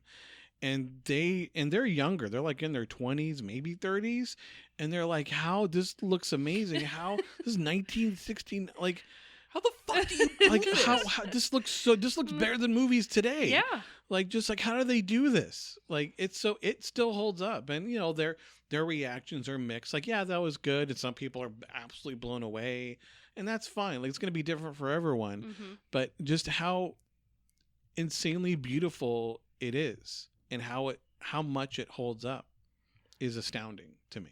It is absolutely astounding, but I mean, we do have to move on. Yeah. All right, so we're in the Floyd's Floyd's thing, right? He Yes. goes to the airport. They talk for a minute, and there's this whole thing where he's talking to like Russian scientists, and there's this very strange vibe of Cold War isms within this because Mhm. 68, there's still Yeah. Cold War going on, and it's almost the thing where it's the same vibe we get from the watering hole, except now we've evolved and we're not using bones anymore. Now we're using words, we're Mhm. using entendres. It's like, oh, have you found anything? I haven't found.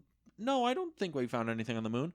Oh, that's odd. I've heard you found Right, some there's things. something. Mhm. There's something there. It's like, I don't know who you've been talking to, and it's that thing where it's like the violence is more subtle. Yeah. Instead of like fighting with our hands, we're fighting with words. It's Mhm. men in suits debating, and that is what is going to. And it's trying Rule to the world. pry, Mhm. like, just like, oh, here, I heard it was an epidemic, so Mhm. because of that, we feel like you should just like, sorry, I can't.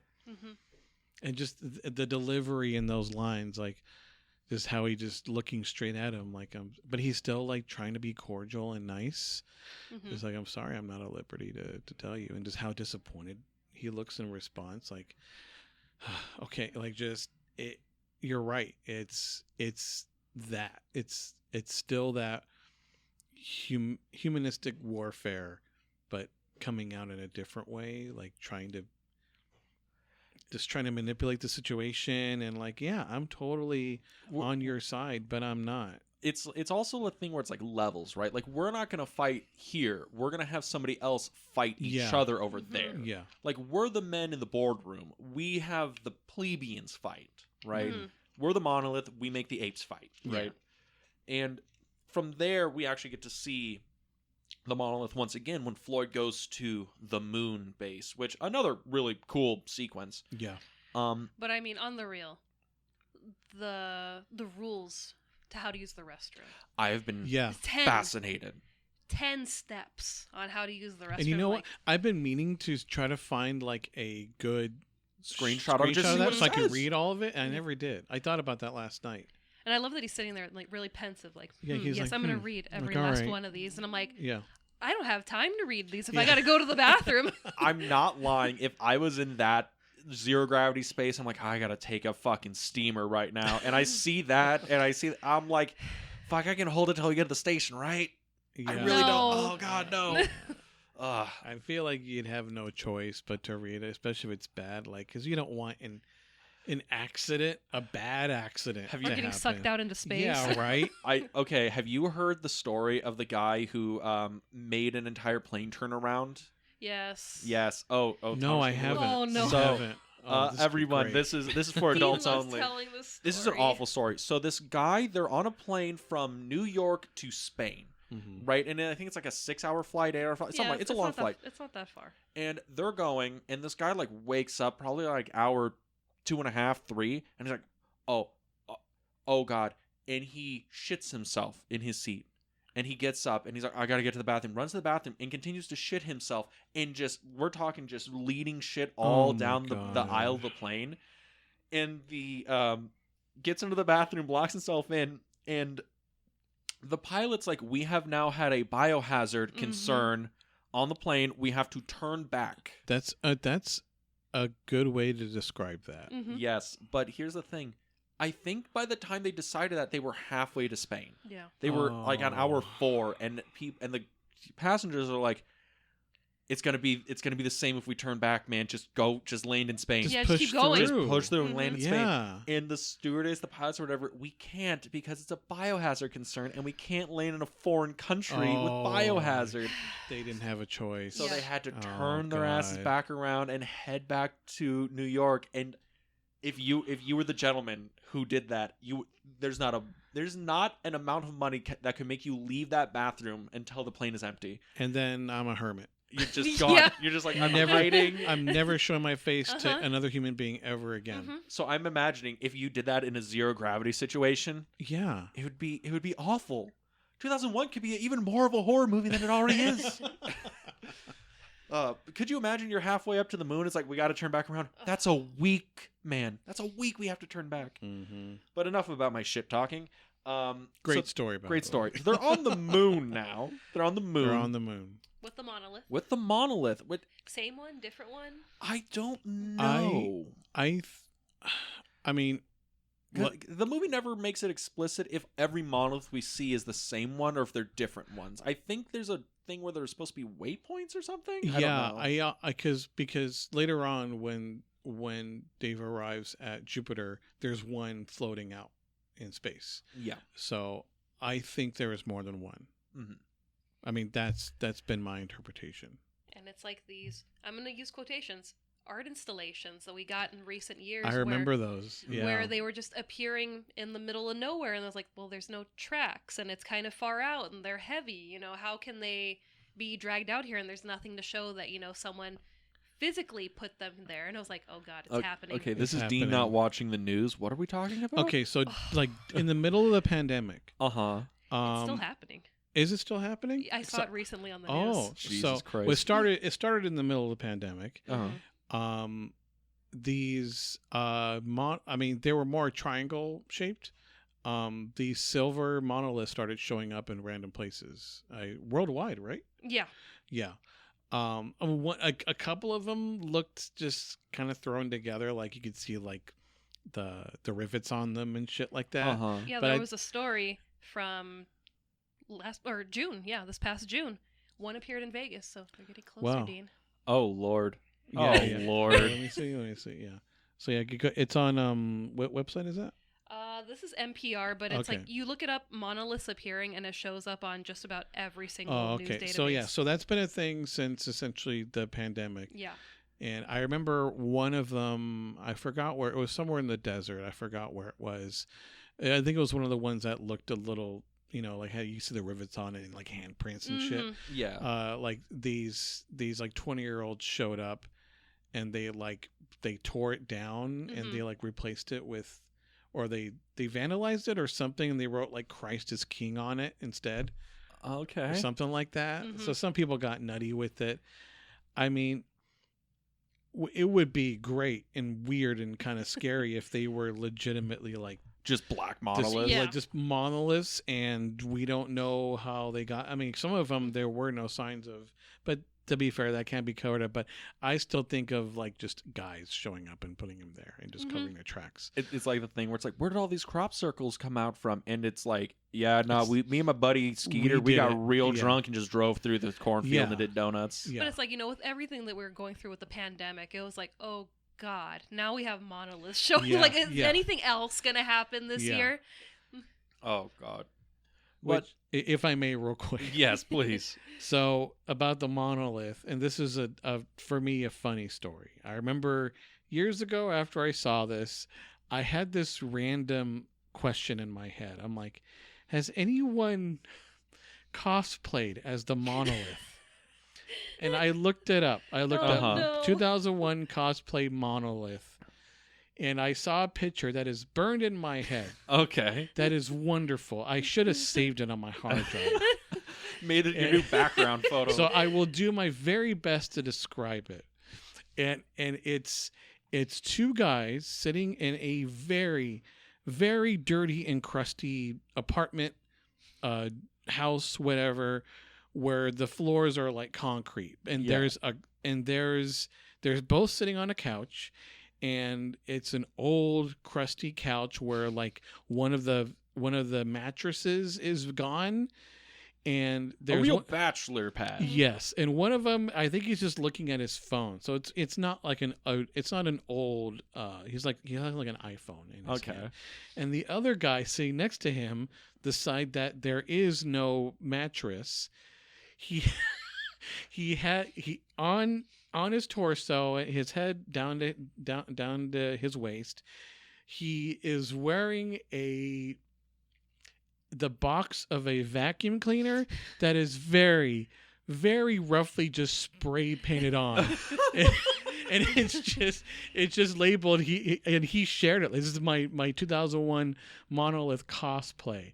And one of the comments on it, I think it was posted on Reddit. So the top comment was, "What's wrong with your place? What's wrong with your apartment?"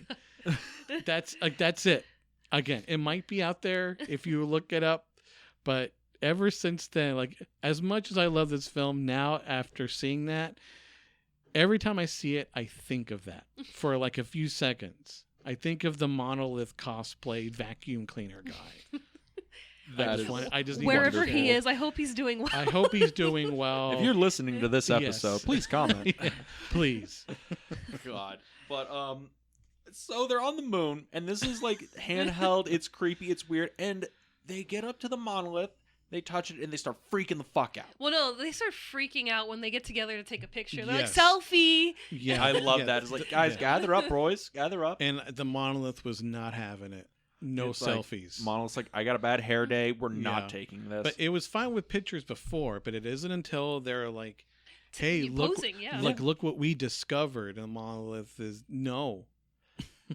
That's not what this. I don't know. Like, I always saw it as that's not what this is about. yeah. Like, so I'm putting a stop. You discovering it and Mhm. finding it and being curious about it's fine. But once you're all like, "Look at our achievement," It's like, No, it's not your achievement. that's not your achievement. Don't take credit for this. I'm putting a stop to it. It's like a very angry, disappointed dad. You Yeah. know? It's like, yeah. yeah, I know you did well, but without me, you wouldn't have a Mhm. place to live, this and that. Yeah. And if I may, I did want to say, and when they're in the shuttle on the moon before they get to the monolith, Mhm. Yeah, where they're eating the delicious food. I'm like, what are those not space sandwiches taste like? 'Cause they're like, like, I'm so curious. Like, what do they taste like? My mom was watching that I part almost with me. fucking died. Oh, Jesus Christ. Yeah, I was gonna say it like you're all red now. I just heard space sandwich and I almost fucking died.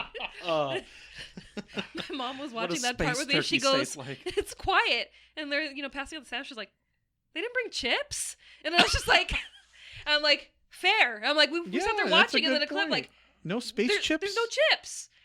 I'm like, But they started. there's coffee. There's coffee, yeah, but it's like, it's like, do I really want a hot cup of coffee with my sandwich? No, Yeah. I want to put some chips in there. I think that's a layer to this movie where they are in the beauty and awe of space travel, and they are not looking out the window at literally the fucking moon. No. They're just like, you want turkey on rye or do you want ham on wheat? Yeah. Dog, I don't know. Do we have an extra Cokes though? Yeah, I think I got one in the cooler. Oh, sick, man, sick. So, did you see the Packer game? Yeah. Yeah. They're so like nonchalant about Yeah. it. As like, cause like for us, if we were there, like we're just glued to looking Yeah. outside, and they're just like, the sandwich. They're getting pretty good at them. Like just like they're getting pretty good at making them. And I'm like, what do those taste like? And they look like, these are Yeah, actually yeah, not they're bad. You weren't decent. stoned when you watched this. I've never been stoned watching this. Give me time, I will. But He's like, I'll make it a challenge. yeah, I'll make it a challenge. But I'm always like, what do those fucking sandwiches taste like? The sandwiches matter because Kubrick is literally saying this is how mundane space travel is. This is how far Yeah. we've come. The sandwich is thematic. There's no crust on them. Yeah. Even in the future, they know to cut the crust off. We're savages now. So they get to the moon, they freak out, and then we cut to like 18 months later. Is that what Well, it says? Yeah. Before we jump, Mhm. at the Academy Museum in downtown LA, Oh, yeah. they have one of the suits I on display. haven't had a chance to go there yet, and I need to. I know there's so much shit that I would just. They also have the landing ship, Oh, too. yeah. I mean, it's pretty big, Oh, yeah. No, it's I- not a small model. Really. We stood there for a long time just staring at it, and it was just like, this is amazing. Yeah. I don't know who made it, how they made it. I'm like, this is amazing for, I'm going to guess, what, like 66, whenever they started building the models? It would have probably been give or 66, take, 67, yeah. something like Yeah. that. I mean, it's also the thing where there's not a lot of props for this movie that survived because I think after the production, Kubrick and Trumbull agreed to trash all of it so Yeah. no one could reuse the assets from this film. Mhm. I was trying to remember, did they have one of the yellow suits? I think so. There's the red, the blue, and the yellow. No, at the museum. At the museum? Oh, I don't remember. That's why I'm trying to scroll through my pictures, because like I remembered we had the silver one from when the monolith attacks and one of the ships. But I'm trying to remember if we had one of the yellow ones, something that really was striking, because these were really cool spacesuits. Oh, they're super cool. Yeah. I think my favorite anecdote about the models and the effects and all that stuff is, like the space station, right? That's like, the one that's on the poster and everything. Yeah. The one that's on your chest. The one that's on my chest.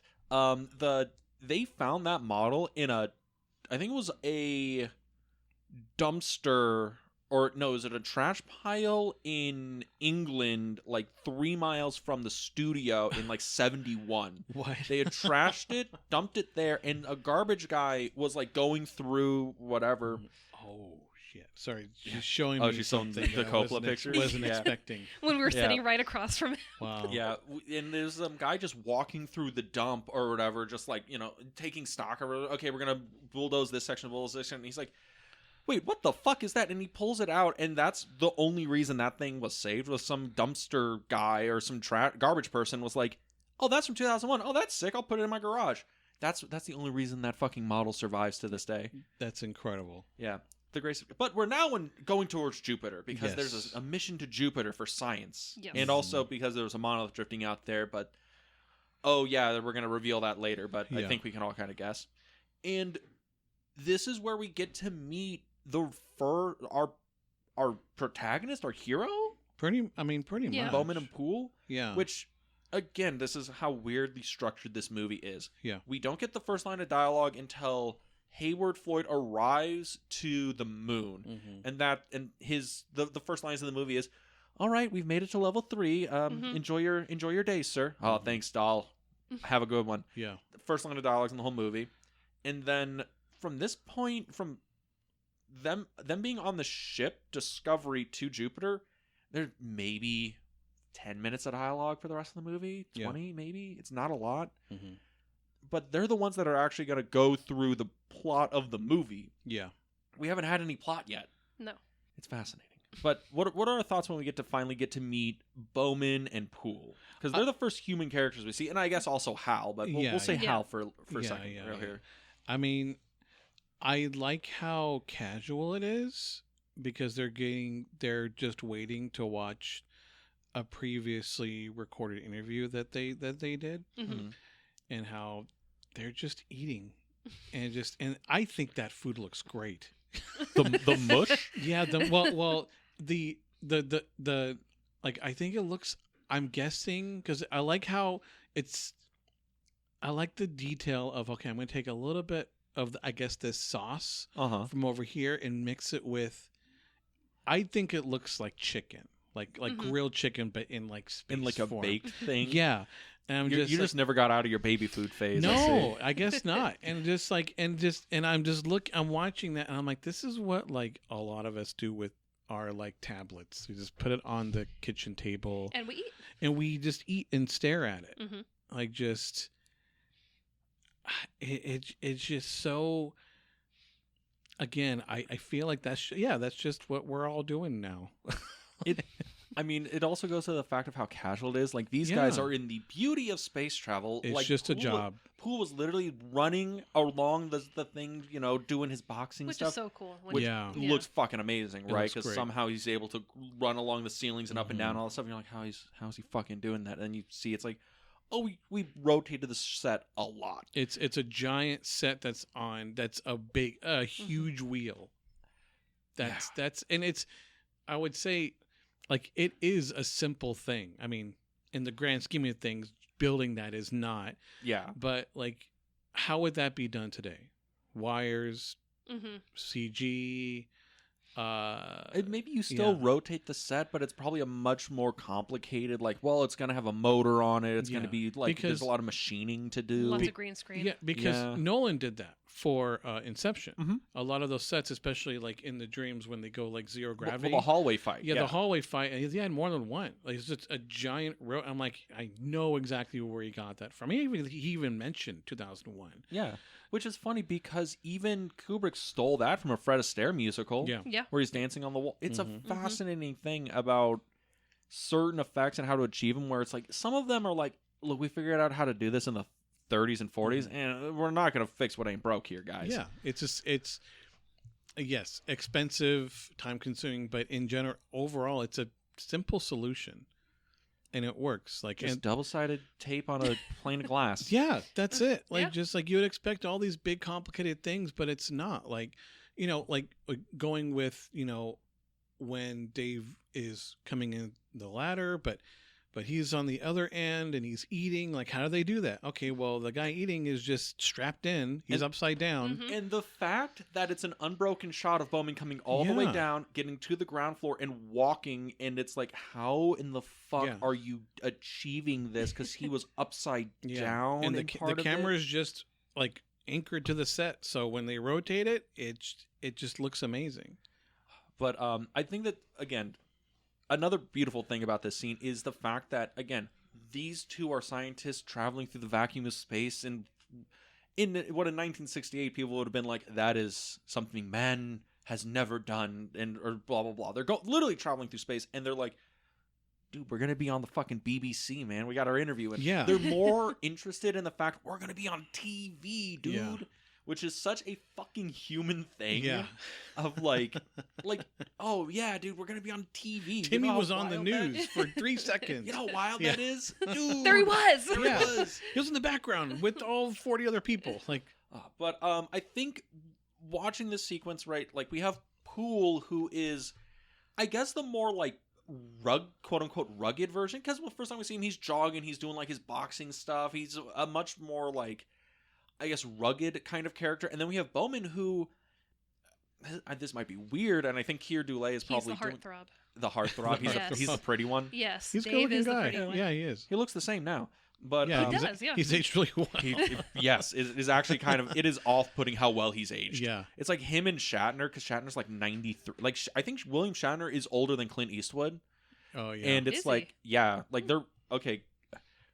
Gene Hackman, Clint Eastwood, William Shatner could all have gone to school with Anne Frank, and they would have been the older kids.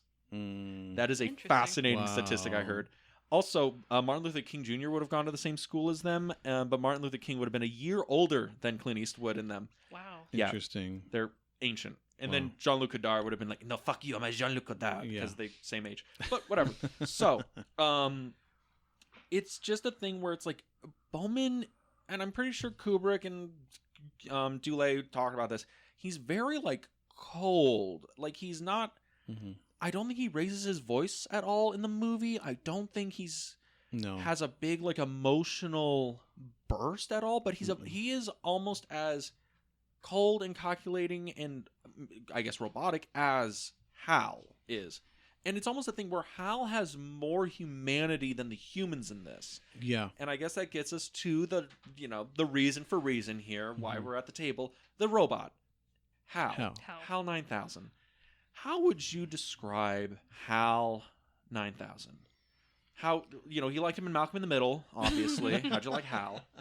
Shallow Hal, another follow-up to this Another film. Yeah, follow-up. Yeah.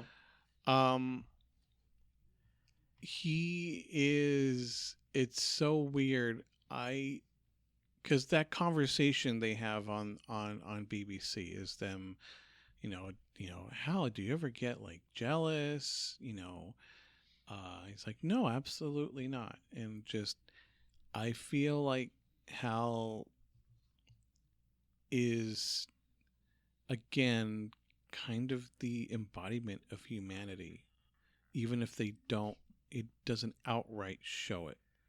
Because he's jealous, he's temperamental, Mm-hmm.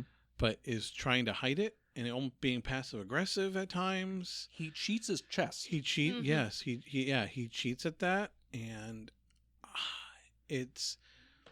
he's so unsettling. I think you're right. I feel like at times he is more human than the human characters. Because you're right, especially Bowman, he's pretty cold. Like even later on, when he has plenty of reasons to lose his shit, Yeah.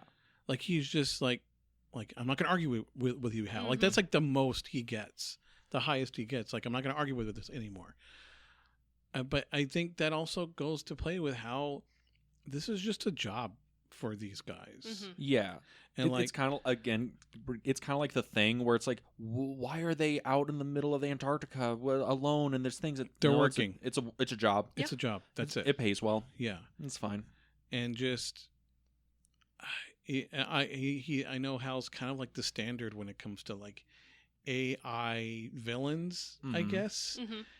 And there's good reason for that. And I don't say, again, like I said, there's so much about this film I have not gone out of my way to look up. Who voiced him? That was okay. The gentleman who voiced Hal, Kubrick discovered because he did a film before this, and I think it was called like Journey to the Black Hole, where he was the narrator. He voiced this like Space Odyssey Mhm. like documentary film, but the name of the gentleman escapes me. Yeah. Douglas Rain. Douglas Rain. Douglas Thank Rain. you. Nailed it. He also has the most calming, just Yeah, even that's- tempered voice. That's what makes it creepier and more unsettling, because you just this nice calm voice that you feel comforted, you're safe. It's not overly robotic. Yeah, It's, it is. It Mhm. isn't.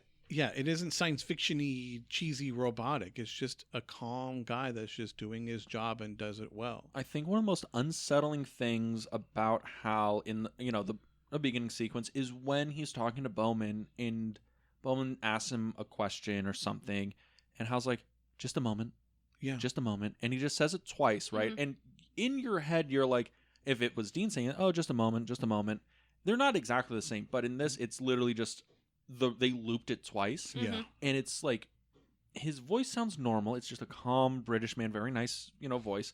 But that recording hints you in on like, no, this isn't human. Mm-mm. It's something else. Mhm. And Hal just comes across as, like you said, he is petty.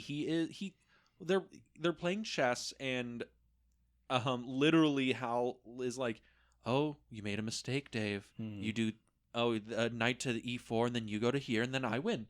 And Bowman's like, "Oh yeah, you got me right there." And I'm like, "That's not how chess works, No. Hal. You can't just call out, well, if you do this, then I win. That's Yeah. not a checkmate, dude." Yeah, He literally just like tells Bowman, "Well, it's over because I don't want to play anymore." yeah, It's like a thing where even Hal is like bored. I think Bowman and Poole, they're bored, right? Poole is like looking at old videos of his family on his Mhm. birthday. Bowman like draws and plays chess with a computer. Like they're just bored. And I think Hal's also bored, which is a very human thing. Mhm. Mhm. I don't think dogs get bored, They'll find something. Every day's the greatest day ever. Yes. We don't deserve dogs. No. But and I think Hal kind of starts to unravel, which is weird because he's a computer. He's an Mhm. AI, right? He's Mhm. serving a function. Yeah. But then we get to the malfunction. Yeah. Mhm. There's something wrong out in, the space radar. It's going to go out in like 3 days or whatever. He says 3 hours. It was like 72 hours, something Yeah, like that. something like that. Yeah. Something like that. And then they send Bowman and Poole go out. They bring it back and they're like, "How? There's nothing wrong with this thing." "Oh, well, that must have been human error. There's definitely something wrong. I can't be wrong. We'll just put it back and wait for it to go out." My question to you is, do you think that was Hal's plan from the beginning? Because that just a moment thing Mhm. happens after Hal asks Bowman that personal question in his response. It's like immediately that just a moment, like mid conversation. It's almost like he got embarrassed. Yeah, Mhm. for asking that, and then didn't like his response, Mm-hmm. and then it's like, okay, and it being Hal, who is everywhere at once and is intelligent, for being this super advanced AI, but also has these petty human emotions in there Mhm. that he's hiding, kind of. I Yeah. mean, you rewatch it now, you're like, this is pretty obvious now. Mhm. But first viewing, I was like, is he like jealous? Is he like bitter? It's like a thing where, again, in the year of our Lord 2024, AI stories are very much common or becoming more Yeah. common. Mhm. But this is a thing, again, 1968. I don't think we thought computers Couldn't even fathom. could fathom it, right? Unless you were a science fiction writer. Yeah. But it's like the idea that a computer would have emotions and not only emotions, but bitter emotions Yeah. that would want to turn against the thing that created it, like we can't fathom that. But then you think about it in a broader context. We as man, right? Like, again, get into the religious, philosophical, and theological things. Turning against God, creator, universe, God, whatever. Yeah. God creates man. Nietzsche's like, well, man has killed God because we have turned away from da da da da da. And it's almost like the Nietzschean philosophy of man killed God. And that's exactly what's happening here. Hal is killing man because man is fallible. Man isn't perfect, right? Mm-hmm. Like, God isn't perfect. God, floods the sea or floods the land, and like there's plague and pestilence. God isn't perfect. We have turned against God's light. Hal is doing like almost the same thing. Yeah. It's human error. That's the only reason I'm not perfect is because of human error. I'm not perfect because God won't allow me to be perfect. Yeah. And then, we get, I think one of the coolest scenes in cinema history. Mm-hmm. They get into the pod. Like, we're gonna check the pod out. Real quick, Hal. Yeah. Turn off the communicator. Okay, we just want to check this. Do you think he can hear us? No, I don't think he can. And they start talking to each other, and they're planning that they're gonna go put the relay back in. Then they're gonna go and they're gonna turn Hal off to shut him down. Oh God, we've never done this before. The HAL 9000 is never turned off. Yeah. And they're planning to kill Hal. Like, in context, they're planning to murder Mhm. Hal. And then we finally see that Hal Is reading their lips. is reading their lips. Amazing. And it's like, oh my, and totally visually, we understand what's going Yeah. on. And then we get the fucking intermission. Yeah. Mm-hmm. Great intermission cut, by the way. Yeah. I The remember plot finally starts, and then we cut. I remember my first reaction to that reveal of them reading the lips. I was like, I couldn't It's believe. creepy. Yeah, It's like, it is. Like, and It's like if Michael Myers just walked into frame and you're like, oh, it's over. Oh, it's on. yeah, and just like, what's he gonna do? Like, and like, I love, again, this is more because in context of, when they're both talking to Hal about the discrepancy. Like, he's like, it's strange. I've never seen anything like this before. I advise you install it and let it fail. Then we can find out what's wrong with it. And how they're both like, hey, I had this problem in the pod. You want to come check it out with me? Like, if you're in like a social situation with other people Yeah. and you're chatting about something, even if you're especially if you're chatting about something that is maybe a hair uncomfortable, and if two of your friends out of nowhere say, hey, I had a thing in my car. Can you come with me and I'll show it to you? up? And they don't invite you. Yeah. I feel like you'd be like, all right, they're going to talk shit about me behind my back. There's something wrong There's something here. going Yeah. on. Or it's a thing where it's like, fuck, did I fuck up? Did I say something did I wrong? say something weird? Yeah. Yeah, and I'm now imagining Hal having that, like, oh no, FOMO, they're gonna go off and do something without me. No. That's exactly what it is. Hal suffers from FOMO. Yeah, I think so. And it's that's such a human thing. Like, they didn't realize just how human he was, especially in that moment. They're like, yeah, he's not gonna.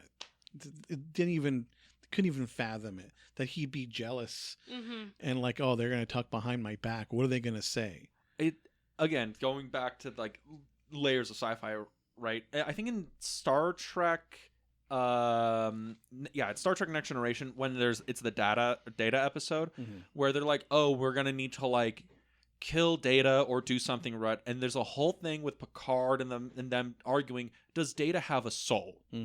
Right, because Data is an android and he was made in a factory or whatever, but they've like kind of accustomed to him. They talk to him, whatever, and they're like, well, he has memories and he interacts with us or whatever. And like, yes, but he's just a toaster with a voice box. I think that's the argument. It's like, he's a machine with a voice box.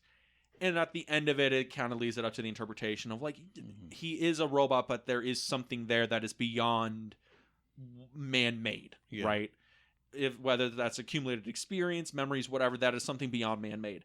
And I think that's what's going on here is Bowman and Poole are like, well, Hal's just a fucking toaster with a voice box. And Hal's like, I am more. I think, therefore I am. I live.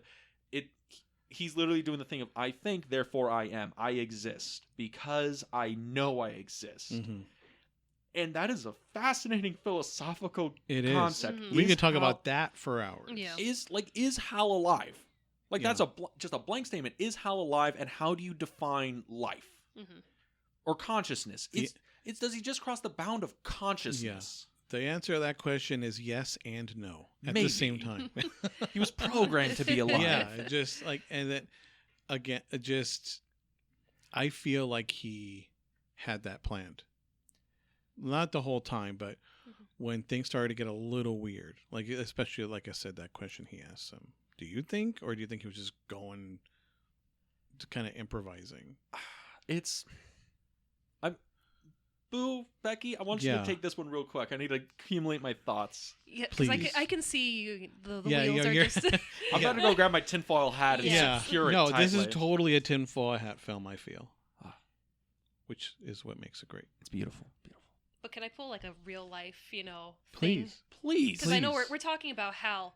So you know those cheap, like security cameras that people buy for their houses? Yeah, like the Ring cameras and whatnot. Kind yeah. of, yeah.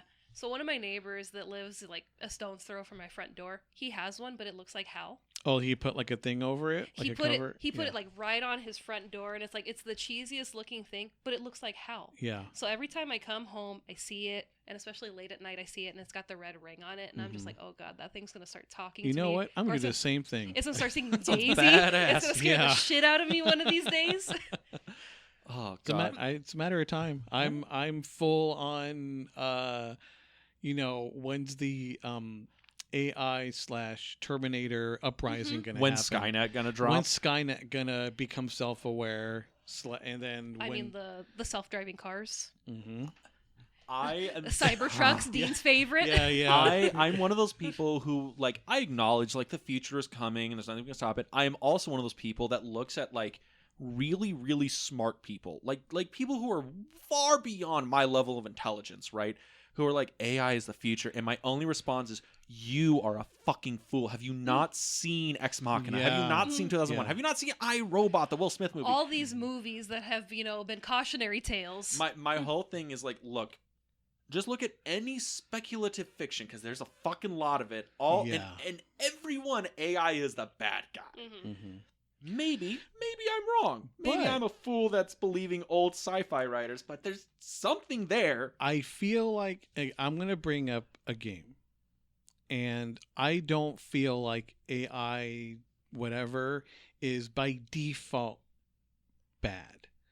I feel it has the ability to be, but it also has the ability to be good. And I'm going to bring up a game. And you All might right. guess what it is. I'm just gonna make the argument with you. Humans have the same thing. That I was gonna When say is that. AI Hitler gonna show up? That's the question.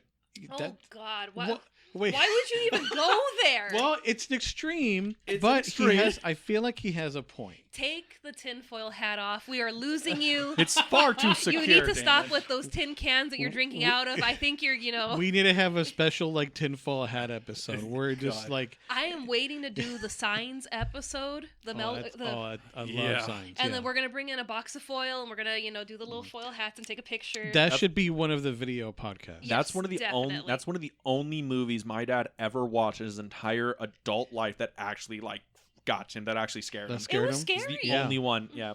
Yeah, yeah. Ah. So, again, The and game. Game. the game. So, for anyone who doesn't know, there's a game out that's been out for years now. It's one of my favorites. It's Fallout 4. Mm-hmm.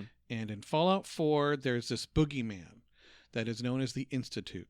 And it's this kind of underground scientific Shady corporation. Shady corporation. And they design and build these things called synths.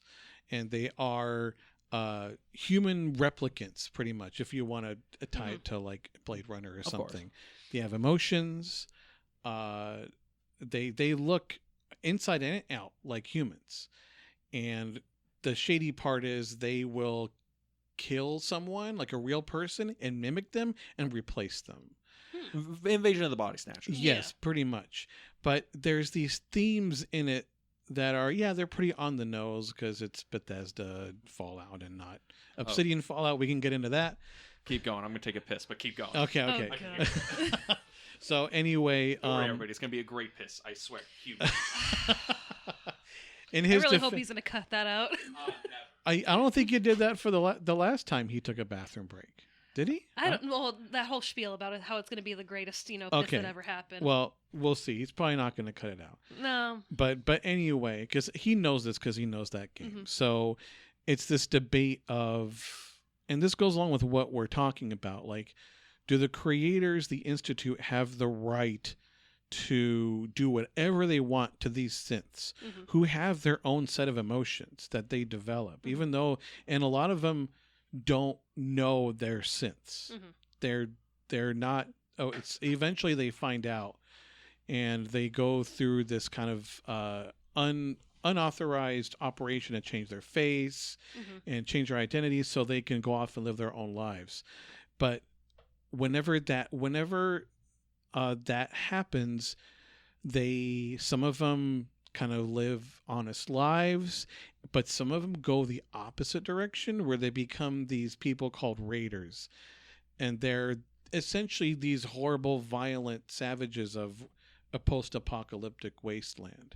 So it's this debate of, is this AI inherently bad, or is it like humans, how we have the capability of going any direction based off of our surroundings, society, whatever. It's the nature versus nurture debate. Yeah. Also, I'm back, everybody. Yes. Yeah. I hope you washed your hands. I did.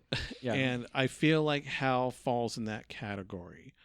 Yes, he was originally designed, but as he got more advanced, that whole, like you said, nature versus nurture thing, when did that start? And what, I mean, again, this is a tinfoil hat. We're totally high out of our minds talking about this shit for years. There's no end to it. And that's how I feel Hal is. Is just another human that eventually, like Data from Star Trek, that started off just Toaster with a voice box. Toaster with the voice box that's hyper intelligent, is meant to just coldly do the job you assigned it to do. But as it gets more advanced, does it get self-aware? How does it get self-aware? At one point, and it's like, I'm better than these two guys. I don't need them. I don't need this crew. This mission's way more important than these silly humans that created me can even fathom. So it's just on me now.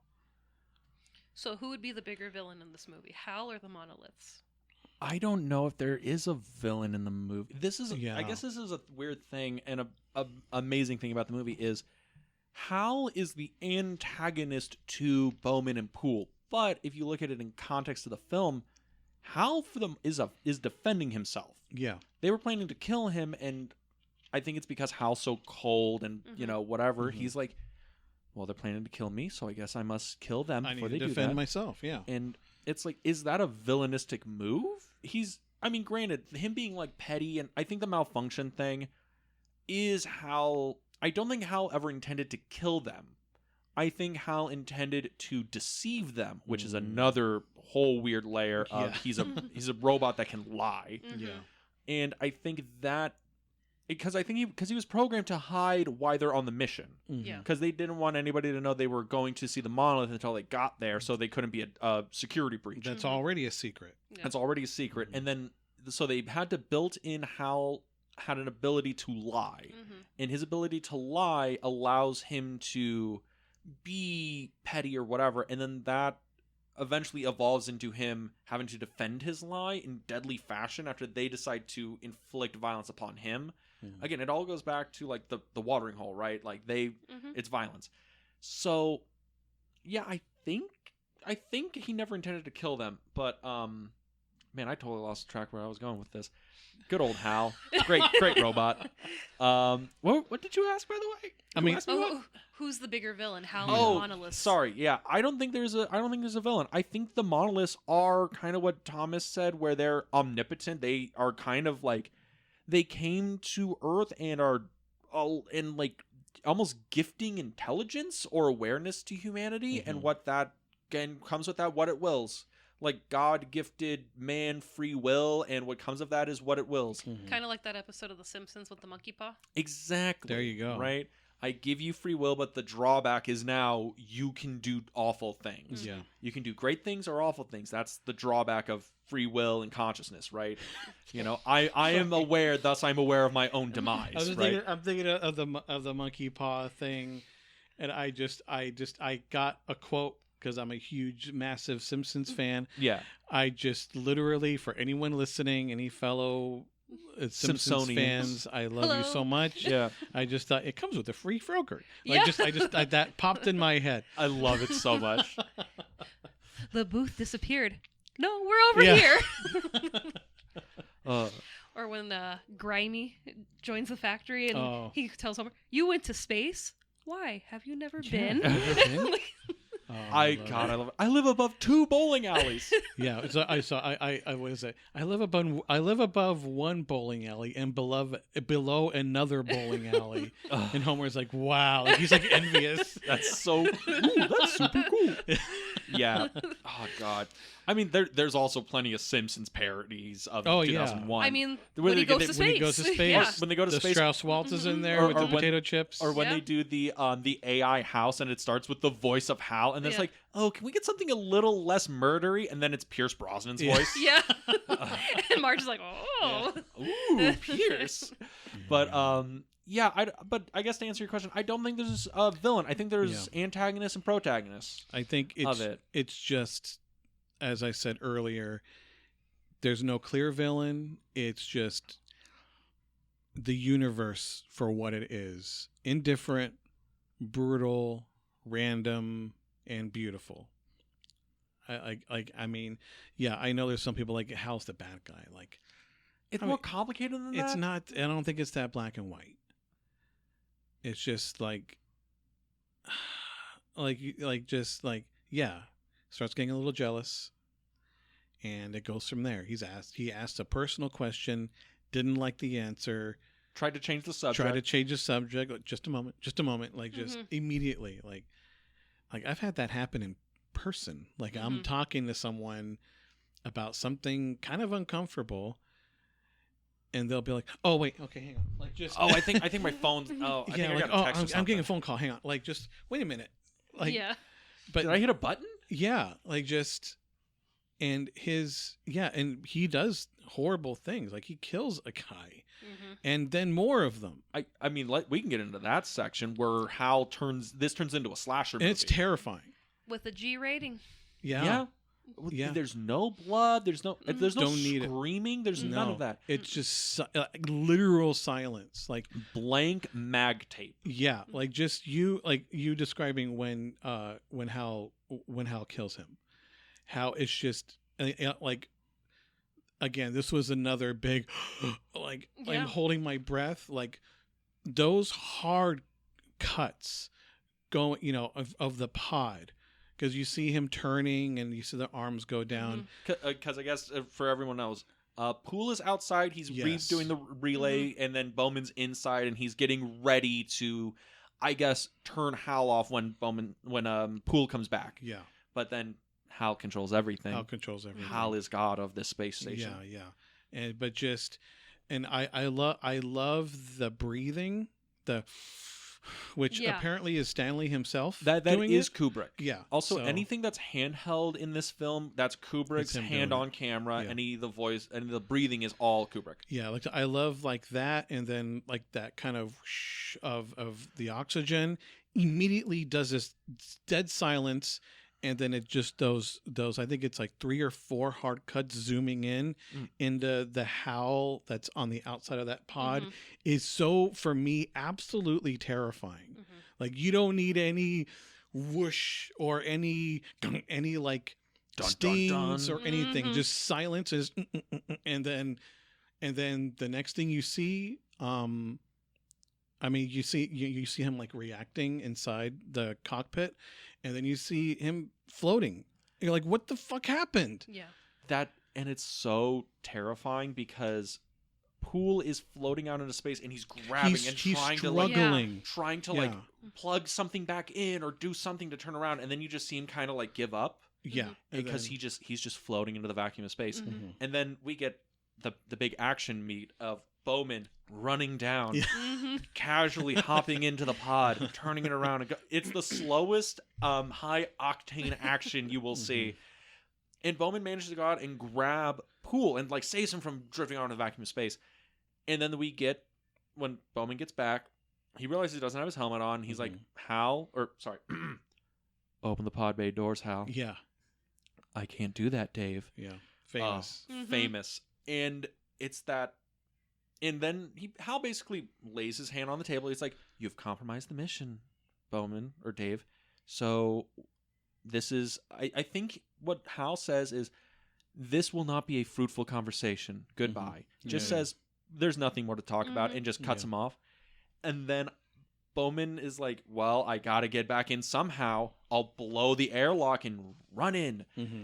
But I have to let Poole go," and then lets him go into, again, the vacuum of space. That is literally the worst way to die, in my opinion. Because it's not only just like, oh, I'm going to starve to death or whatever. It's, I am floating in infinite nothingness until my body gives out. I put that up there with like drowning in the open ocean. Yeah. And then the idea that you're just out there. That's it. You're never going to be found again. Yeah. You will drift off in. I think even like the ocean, or drowning in the ocean, isn't even as bad, because it's like, okay, you're gonna drown, it's gonna suck, it's gonna be incredibly painful, but you'll be over.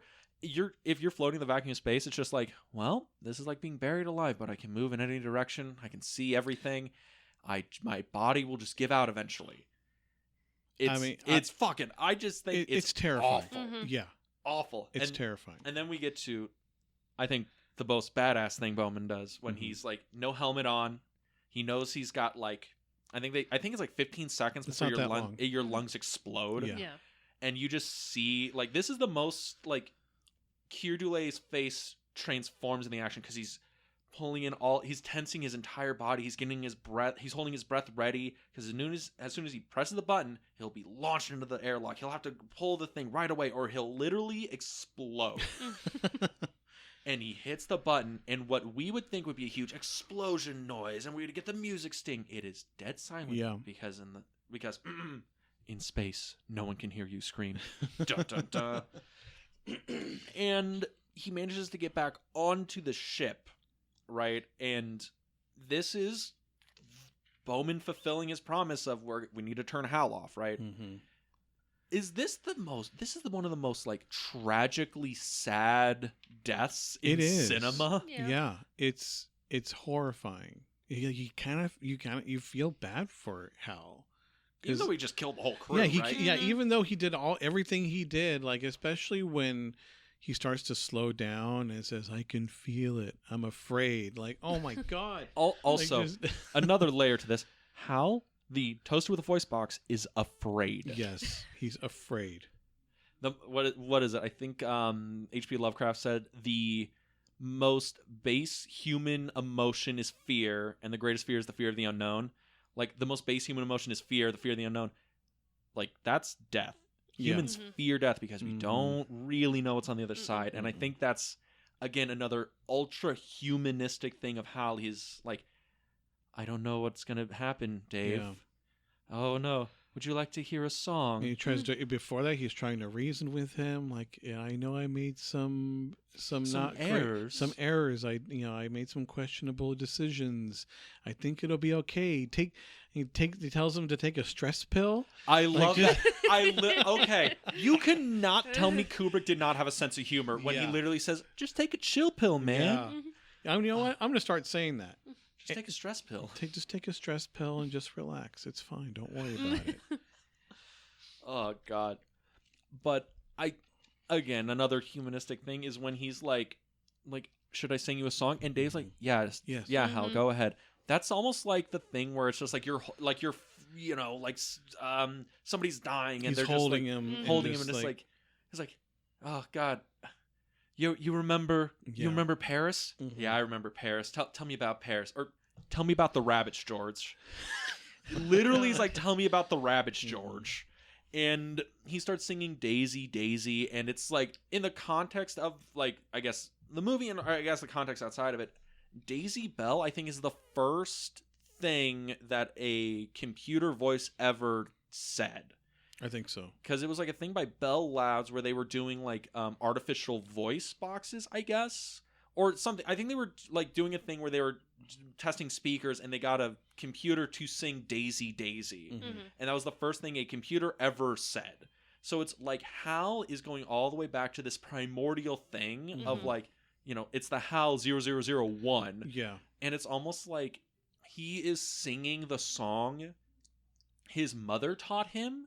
And I'm, again, the grand scheme of things, it's like, is that Hal comforting himself, remembering better days? I think it's a combination of, because, you know, as Dave is literally removing his brain from his body pretty much. He's like pulling the circuit boards out. and Dave actually, or Hal is actually saying like, my mind is going, and just like all of his memory literally, and it's all going away. So then it goes down to the only thing he has left.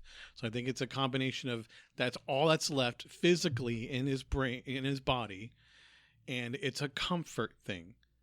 I think it's both. You know, getting fucking chills thinking about He's back to basic. Yeah, it's just- not even C++ anymore. He's Yeah. on fucking basic now. Yeah, he's on basic. Like, just it's so. I think I forgot where I heard this, and I think someone related it to like an essay, like a sexual assault almost. I forgot where I heard this. This is some podcast or something, or like a video essay. I'm like, I can see that, because it is a violation. He didn't just flip a switch and there he's off. He's slowly just. It's also the thing where Bowman's in like the inner sanctum of Hal. Yeah. Right. He's in the room that no one should be. He's in. inside of Hal, like literally. And he's pulling all that stuff out, and this is the part of the movie where like this is where I get the chills, and it might just be because like I feel Hal is so much more human than the humans in this. Yeah. And it's like so sad and tragic, and It when he's singing the Daisy Bell, I'm like, oh fuck, this is so sad. Yeah. This is so dark. Yeah. Like that is so, like I said, I saw this, and I'll tell you a little personal tale. You know, You would never tell I would us one never of do those. that. So, you know, I saw this in 2017, and it had a profound effect on me.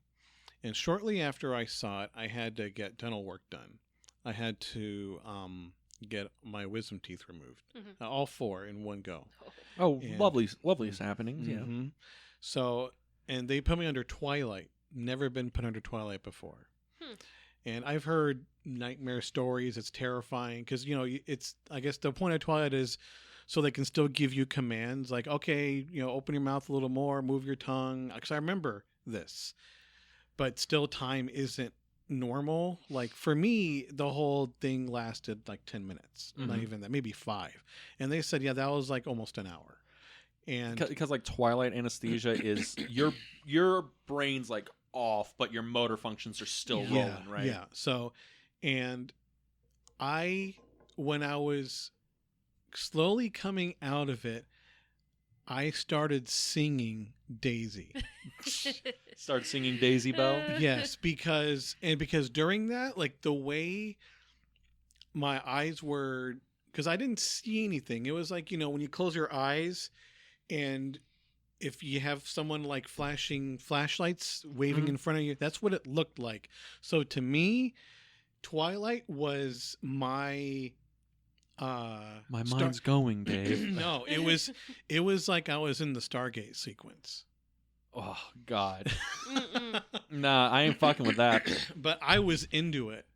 I was like, this is awesome. You're like, dude, do you have any acid I can drop, man? Yeah, it was like that. And then again, when I was coming out, I started singing it. This movie is wonderful.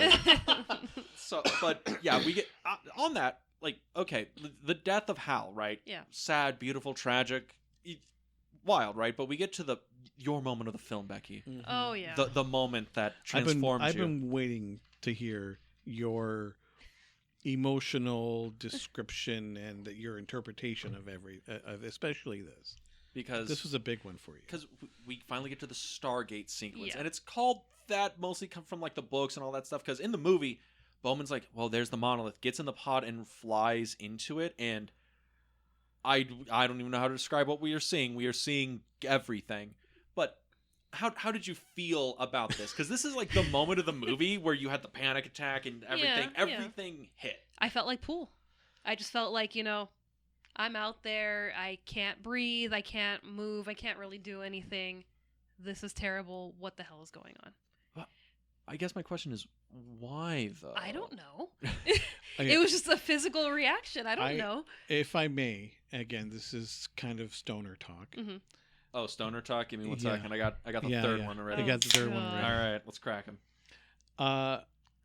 I feel like the whole Stargate sequence in Bowman's point of view, especially considering the flashes that we get of him, Mhm. like just his Yeah. head's back He's and so it's- in distress. Yeah, it's just, I feel like it's just like, all right, humans aren't supposed to experience that. Yeah. Like, you're getting bombarded with, like, essentially, like, the knowledge of the universe itself in a matter, like, how long does the Stargate sequence It's last? a while. It's a while. it's like it's 20 like- minutes, I Yeah, think. it's long. It's something like that. So, I feel like that you were experiencing that. You were like, this is sensory overload, Hmm. and I can't handle it. And then it's quiet, right? Yeah. Well, I mean, there is music.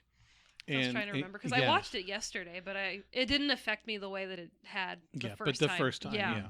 But yeah, there's Where you kind of left your body for a couple minutes. A little bit, yeah. yeah. So it's just there's the ambient music with kind of droney sound effects in Mhm. there. Like he's literally being teleported to another Plane of existence, Yeah. or pretty much. planet, or Yeah. dimension. I or think whatever. it's I think he's being sent to another dimension. I think I even heard some people say like he was sent to the Tesseract or a Tesseract. I've heard he was literally sent to heaven or hell or purgatory. Mhm. Like, I've heard religious ideas of this. I Because mean, the aliens are another thing where it's like, are they God?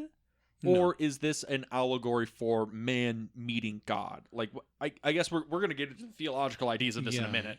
I mean, it's hard because I know because of that fucking phone call. I know I exactly. know exactly what it is. Well, I know Yeah. exactly what Kubrick meant by Yeah, it too, yeah. but again, I'm looking at the movie as Yeah. like a much broader thing, because Yeah. I think even Kubrick was like, oh, well, they're like these alien, like These fifth dimensional beings, god yeah. like alien beings of pure energy and this and that. And Mhm.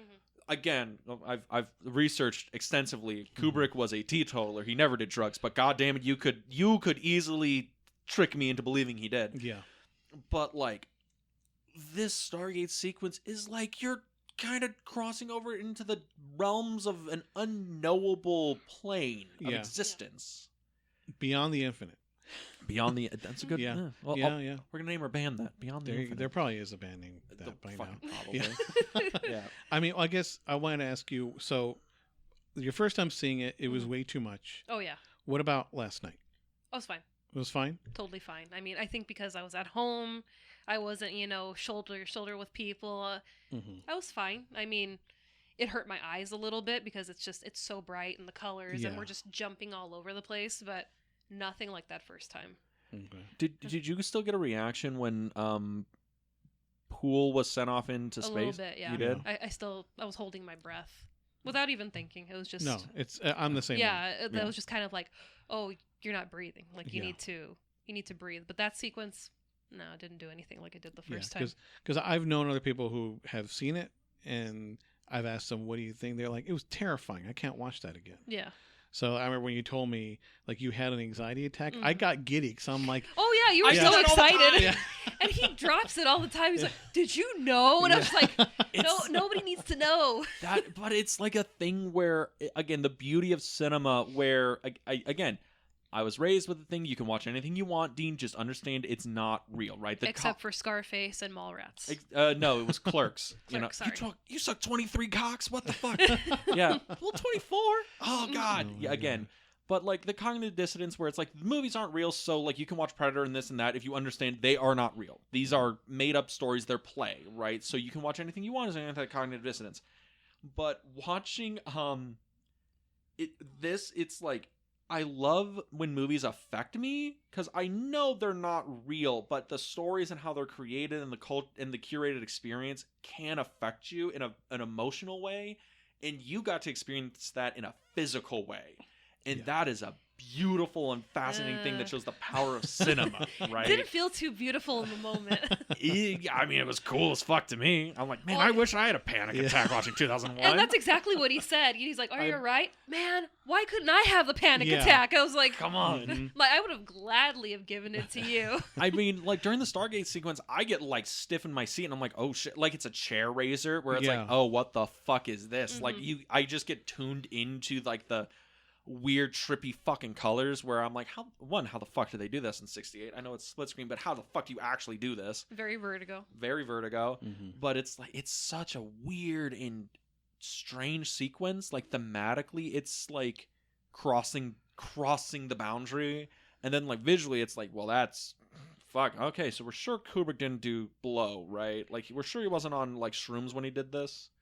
I guess not. But the Stargate sequence. Sorry, the Stargate SG-1 sequence. Yeah, like it's a, you know, I know it's a series of long exposures, but I know in a conversation that and some people may have seen this, that Steven Spielberg had with James Cameron. I think they talk about 2001, seeing it for the first time, and I think. I can't imagine why those two would be interested in it. Who would have thunk, huh? And I think I forgot which one it was. It was either Spielberg or Cameron said they remember the first time seeing it in theater, and someone from the audience got up and walked up to the screen with their arms out and said, "I think they said, it's God. I see God." I mean, judging by when they saw it, yeah, that guy was probably seeing God. Yeah. Or you have, what was it, the premiere or one of the first showings? Rock Hudson went to it and he walked out of it. He's like, "What the hell was that?" Yeah. Literally like, in the lobby. He's like, "What the fuck was that?" That's like a thing about like the release of the film was so weird. So no one know what to make of it. We're going to talk about this once we get to the end. Yeah. But the Stargate sequence is going to be a pivotal thing as to what people were like, what the fuck is this? And also why some people found they really, really loved this movie. Yeah. And then what happened? You thought it was weird during that? Oh, you don't know what you're in for. Oh, yeah. When we finally get to the end, the room, the Star Child, he comes out, and his pod and Bowman are now in this very strange Parisian Baroque room, like hotel room, but it's not right. Like the floors are all these weird tiles. Everything kind of nothing looks right. And the explanation, again, from everything you can look up, like this is kind of common, is, oh, it's a human zoo. Yeah. Right. And it looks like something a human would live in, but it's not right, because like humans, we can't make something that looks like the savannah or the jungle or this or that. Something's off. It's the uncanny valley, right? Yeah. We recognize it as this isn't right. And Bowman, I hold this is a homage to the Kuleshov effect, where you show the man's face, you show a bowl, you show the man's face again, your brain says, oh, he's hungry. You show a man a face, you show a pretty girl in a bikini, you show the man's face, oh, he's horny now, right? It's the juxtaposition of images that creates ideas. And I think this is what's going on. Bowman hears something or whatever, and he looks through a doorway, and it cuts to Bowman a few years older, and it cuts back, and the old Bowman's gone. The new Bowman looks to a new direction, and it's an older Bowman. And this Bowman looks in that direction, and that Bowman's gone. And the Bowman does this, I don't know, 3 or 4 times until he gets to the dying Bowman in the bed. Yeah. And then what this Bowman sees isn't another Bowman, it's the monolith. Yeah. And this monolith envelops the screen, and then we are now back orbiting Earth, and the new Bowman we see isn't an old, decrepit Bowman, it's a rebirth Bowman as this floating star baby, orbiting Earth now. And it's like, the idea we're supposed to get from that is Bowman has aged, and then he has come full circle into not a new Bowman. He's not rebirthed or reincarnated as like the same Bowman as before. He's evolved. He's a new thing altogether. What he has gone through within the monolith, within this, he is now a next stage of mankind, and he's come back to Earth to, I guess, be the Messiah? I don't know. He is Jesus? I don't know. if the aliens are these omnipotent god beings and they have influenced and created something new within Bowman and created him to be something different or beyond humanity and sent him back, that's the only conclusion I can draw of. He's the new Messiah that aliens are giving back to Earth. Now, I will say my tinfoil hat is firmly on, so I might be off topic It's here. never Anybody? off. It's never Yeah. off. Gentlemen, ladies, please. Yes. What was your Interpretation. if there is one? From last night or the first time? Both. Why not? First time was thank God the movie's over. Okay. It was just like Strong reaction. made it. Yeah. I don't know how I made it. Yeah. But the second time and with hearing people talk about the movie, it's like, okay, so we've gone full circle from Dawn of Man to this new creation or this new evolution of human being, part alien, whatever it is. Yeah, I like that scene. It's a trip. Mm-hmm. It's like I like how alien and weird it is. And then the first time the baby kind of threw me off. I was like, what? Like this random baby now? What the hell is this? And I was like, oh, it's Dave. Yeah. It was like, Because it's his face. it's his face. Yeah. So I'm like, okay, so I'm still trying to unpack it years later. Like, Yeah. because I need to watch the phone interview or listen to the phone interview. Yes, because it's great, but yeah, and I don't think you're alone with the baby. What the hell? And it's in a bubble. Like, what is Yeah. this? It's weird as fuck. Again, it comes out of nowhere. I know a lot of people like, what the fuck? And then at the end, they're like, I don't know what I just watched. Mm-hmm. But even before stumbling on that interview where Kubrick just lays it all out for this random guy, and even him laying it out, it's very like, well, obviously this is what it means. yeah, he's like, what's like? I feel like, well, how is not everyone getting this? Yeah. It's so funny. Like I was on that road, but not quite, because I did automatically assume, like, I think he's like a star child. Mm-hmm. Like he's just been chosen for some reason to go on this next step. I guess because I was going to say the second Dawn of Man, I guess, and he's the first part of that. Mm-hmm. I do know there's a sequel to this, which I heard. I never saw it, but I hear it's actually pretty good. So maybe I'll watch it. I don't know. Yeah, I've never seen it either. My dad's seen it, and he likes it because it has I think it's I think it's Roy Scheider in it. Yeah, I know he's in it. He's in it, and it's a much more of a traditional action-y kind of sci-fi movie, but it still is based all on the Arthur C. Clarke novels. And I guess we can kind of get into that because Arthur C. Clarke continued on with the 2001 series. Like there's 2001, 2010, Year We Made Contact, 2064, da-da-da-da. He makes a few more of them.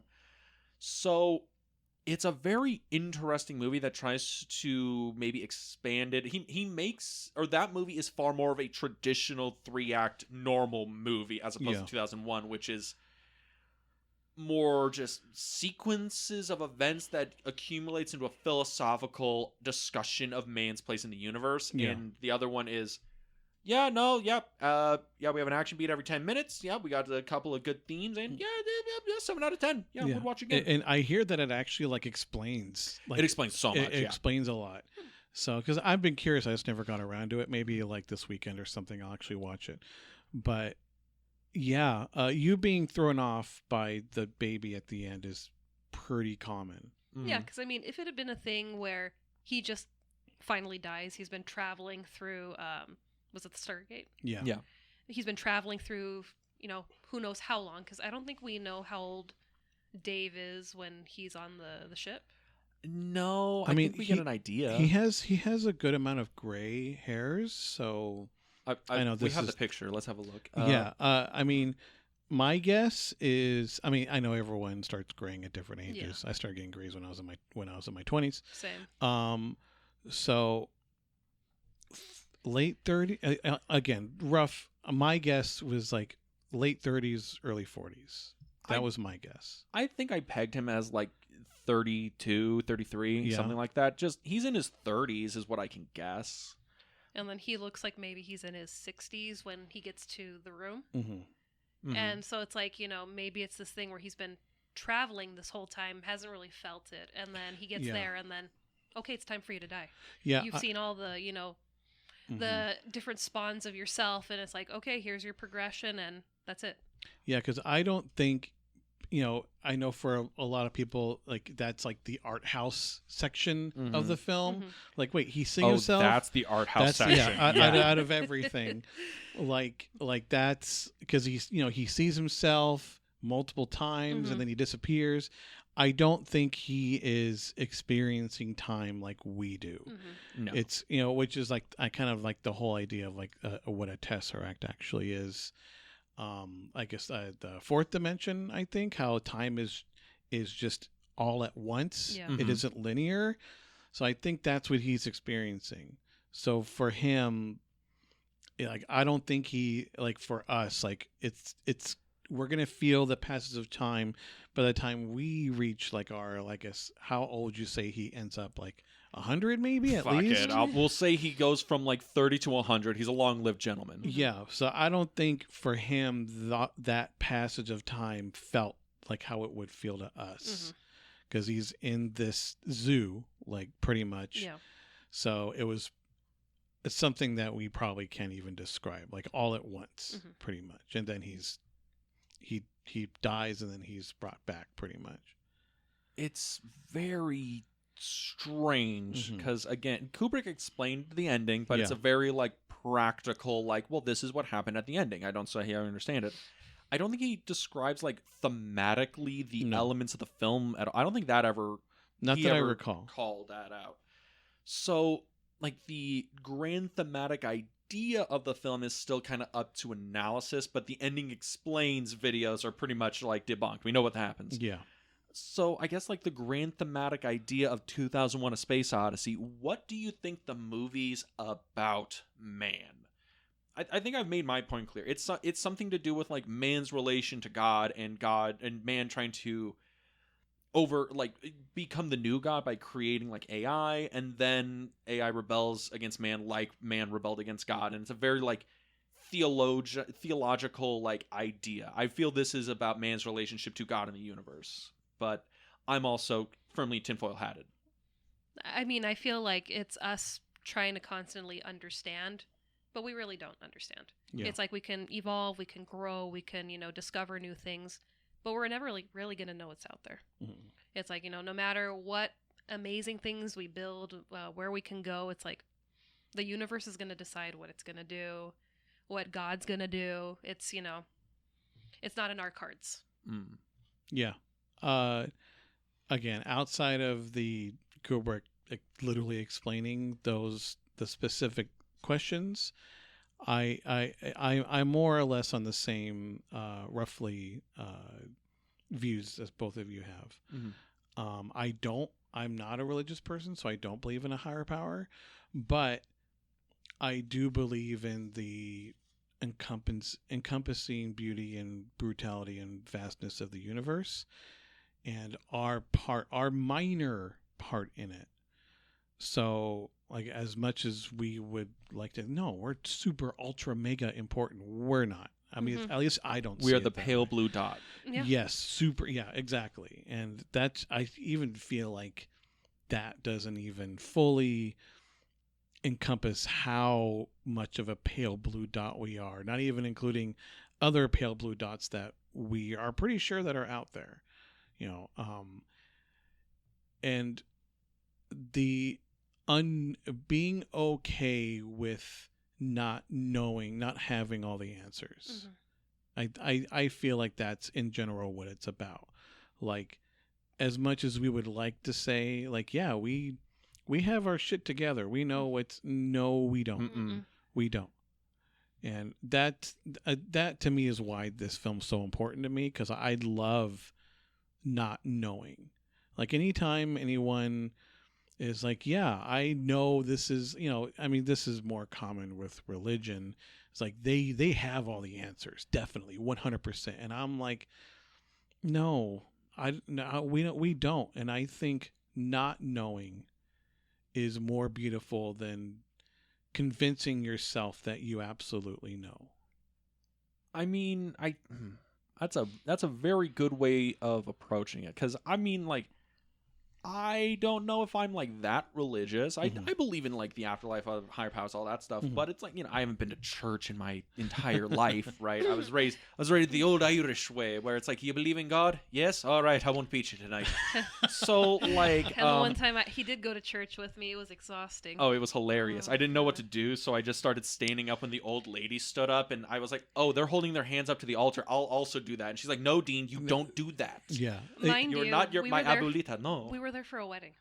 Oh, All yeah. he had to do was just sit and watch. Yeah, just sit and watch. I didn't know church etiquette. I just kind of See, winging it. it's so funny you mentioned that. I remember, so I was raised Catholic, Mhm. and Yeah. it wasn't until I was 11 I had that first question, which when I was baptized. Yeah. I was like, oh, that's kind of weird. They told me this was going to happen, and it didn't happen. Mhm. And it went from there, and it wasn't until I read the Bible cover to cover, then I was like, yeah, I don't believe anymore. Mhm. And that was in my 20s. Mhm. But a dear friend of mine passed away a few weeks ago, and he was an atheist like I am, but his family is pretty Catholic. Mhm. So, and his service was this past weekend, and priest was there, and I was kind of proud of myself. And it didn't last that long. I was kind of worried, like it's gonna be 2 hours of just Yeah. like, Yeah. just like yeah, of this there's stuff. some funerals where it's Yeah. like, oh my god. But it was like 20. It wasn't that. It was like 20 minutes, and I remember my prayers to this day. You felt so proud. I was like, I remember them. Like I was like whispering them, like "Our Father who art in heaven," Yeah. like "Hail Mary, full of grace." I remember them.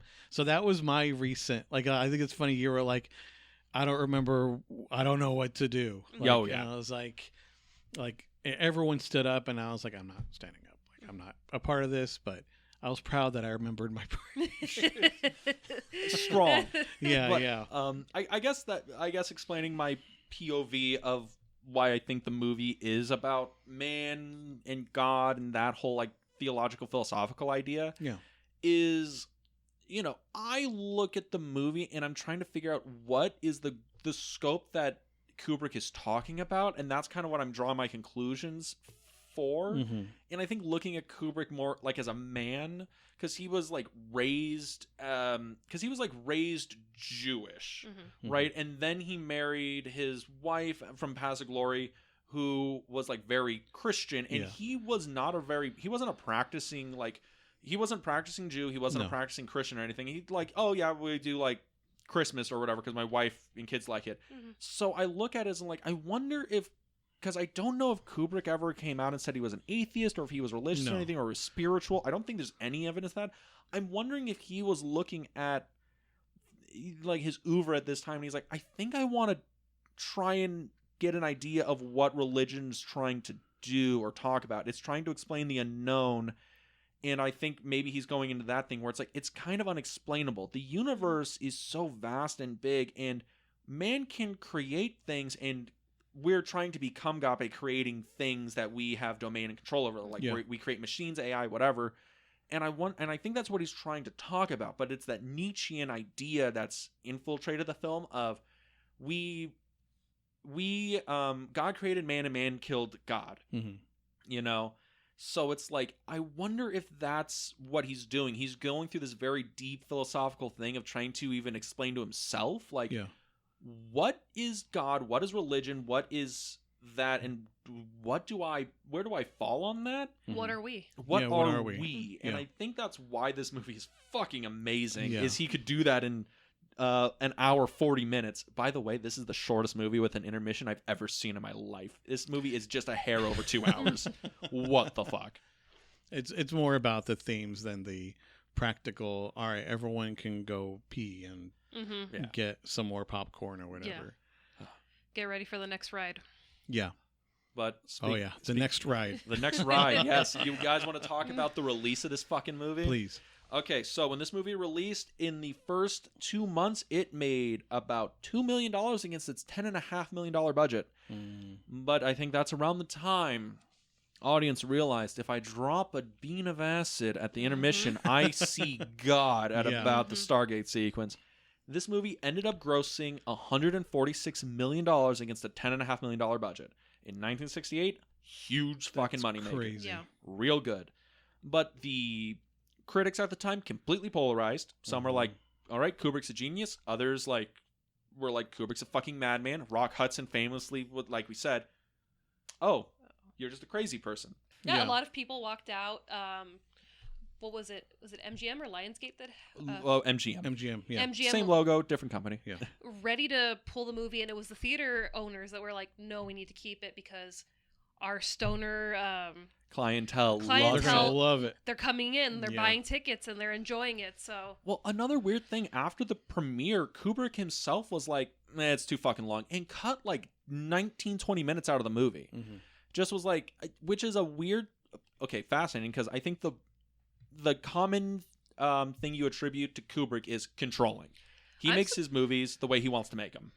one thing about the premiere, I'm surprised you didn't bring your souvenir booklet. Oh yeah, I have the booklet. I have an original program from when it premiered at the Cinerama. Oh wow. The only reason I didn't bring it is because it is very, very old. It's like and it's fragile. very Just fragile. Put it behind glass, I guess. Yeah. I keep it in I keep it in like a tightly packed like mylar like sleeve, I guess, is like okay. you do with like old comic books and documents or whatever. It's probably a good move. Yeah, good move. Yeah. But it's very, very fragile, and I'm always afraid of like taking it out of the house, kind of thing, because you can okay. see the cover starting to like separate a little bit. I'm like, okay, I don't want to tempt fate on this one, but I don't yeah. blame you.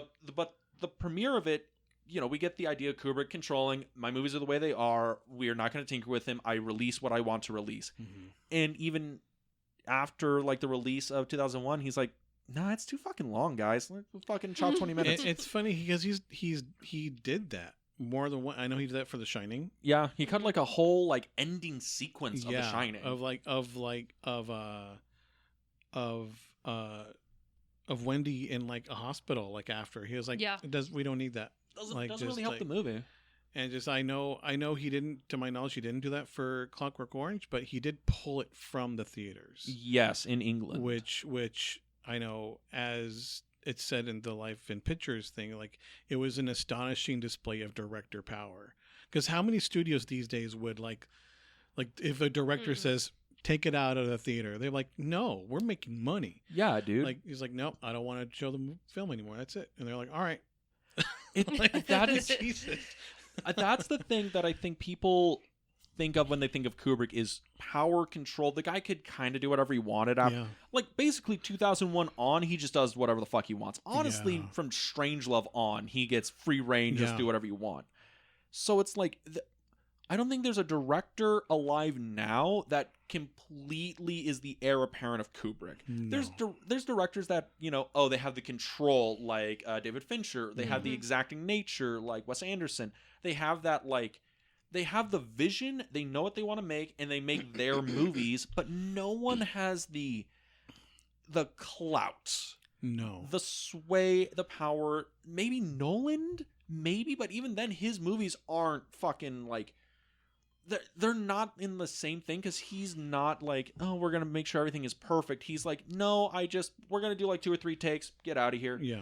Like I hear all the stories about how Oppenheimer, and I think it was Josh Hartnett, said he's like, yeah, every scene 2, 3 takes, he was really cool about it, and we just moved on. Yeah. Like it was he's like, we did like 4 scenes a day, and I'm like, 4 scenes a day? Yeah. That's a lot. That's so much. And it's like, and we hear the stories of Kubrick's. He's like, yeah, we're going to do 2 setups a day, 2 Yeah. lighting setups a Like day. yeah, like Eyes Wide Shut, like the scene when they're in the billiard room took 2 weeks to shoot. Yeah. And there's no director now that is No. that level of exacting clout, sway, power, could do everything Kubrick Could shoot did. for as long as he wanted to, with no zero limit, like, which is insane. Like even so you asked me a while ago, is Kubrick my all-time favorite director? I said no, he's my second favorite. My Yeah. first favorite We've think said it before. it's David Fincher. Mhm. Like, and he shoots for a long time, but I don't think he could pull off Kubrick's. Yeah, this one film took almost 2 years to shoot. Like principal photography was a year and a half. That was literally Full Metal Jacket. It was Yeah. like over It a was year so of shooting. long. And And like anytime there's like articles of like, oh, the next Stanley Kubrick, I'm like, nope, we're not getting another Stanley ever again. Mm-mm. We'll get, like you said, we'll get elements like Mhm. Fincher with all the takes he does and how controlling he is, and then P.T. Anderson. Like there's so many that they obviously he's a massive influence on them, like how he is with pretty much everyone that's in cinema. But we're not going to get another Stanley ever again. And I think that's what makes all of his films so special. Like, because they're all different and you catch new things every time you watch them. At least I do. So when it comes to 2001, that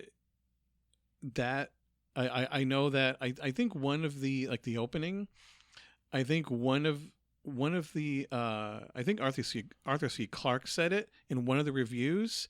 Said that someone said, well, that's the end of Stanley Kubrick. Yeah. I don't think we can even explain how divisive this was on release. And thinking about that now, you're like, there's no way. No, like all of his films were. Yeah. It's like, what is it? The Shining won fucking Razzies. Everyone was like, oh, Barry Lyndon. Kubrick makes pretty images, but the movie's about nothing. Yeah, it's boring and tedious and slow. Like the only movie he ever made where people were like, "Oh, that's pretty good," was Doctor Strangelove, and their reviews were like, "It's pretty good. It's a little dark." Even then, there were reviews of people that were like, "Stanley should be physically hurt for making this movie," just because they were like offended at because he was making fun of like the Cold War paranoia. Yeah. Oh God! But not only was this polarizing, it was okay. This was an incredibly polarizing film. We can just get that out of the way. But it was managed to be box office success because the era, the drug culture's coming in. They're loving the movie, and also just like it's, I can't imagine like Ma and Pa Kent taking their old kid down to the theater and they're gonna watch 2001 and not being like, I don't know what the fuck that is, but that's pretty fucking cool. Yeah. It's weird, but it fucking looks cool. You see those? You see the pen? Did you see the pen? Yeah.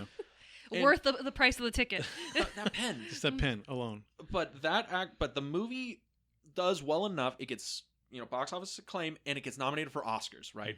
Now, famously, this movie is nominated for Best Director, Best Screenplay, Best Art Direction, and Best Visual Effects. It wins one Oscar. Did this, I guess, ever, because Stanley Kubrick's been dead for 20 years. Yeah. It's the only Oscar Stanley Kubrick has ever won. It is the best visual effects Oscar that they awarded to Stanley Kubrick, not Douglas Trumbull, which everyone has a weird, like, why'd they give it to the director and not the FX guy that built them all? And it's because Kubrick basically was like the big decision maker. The driving force of everything. Like, oh, this is how all the scale models should be detailed, showing weathering, things. I think that's why he got the big credit for that, because he was like... It's the argument of how much of a craftsman versus an artist was Trumbull and how much control Kubrick had in the creation of the effects, right? Yeah. But it's the only Oscar he ever won and lost everything else. Now, the Best Picture nominees of that year. I was like, with a habit, yes. I'm just waiting for you to reveal this. Here are the movies that are nominated for Best Picture of 1968. We have Funny Girl. Okay. The Lion in Winter. Rachel, Romeo and Juliet, and Oliver. Would anyone like to guess which one of these movies is so good it defeated 2001? Funny Girl? No. I think I know what it is. Was it Oliver? It was Oliver. Really? Directed by Carol Reed, I believe. Oliver is great. I love Oliver, but it ain't 2001: Space Odyssey. It's not 2001. I love Funny Girl. Interesting. They're all great films, Yeah. but they're not, to me, life altering. The fact 2001 didn't get nominated. Yeah. Because Carol Reed for Oliver also won Best Director over Kubrick, which I'm like, look, guys, I get it. Oliver's like nice, big, cool movie. Yeah, did you see 2001? And I think, because it's been a while, because Oliver is a musical. I think so, yeah. I think we know how much of a hard-on the Oscars has for musicals. Yep. Which why everyone was so surprised La La Land didn't win Best Picture. That was astonishing. I'm still salty about that. Yeah. She still refuses to see Moonlight, even though it's a good movie. Moonlight's a good movie. So I didn't see Moonlight. I only recently saw it. I don't refuse it because of that. It's just didn't really appeal to me. Yeah. Yeah.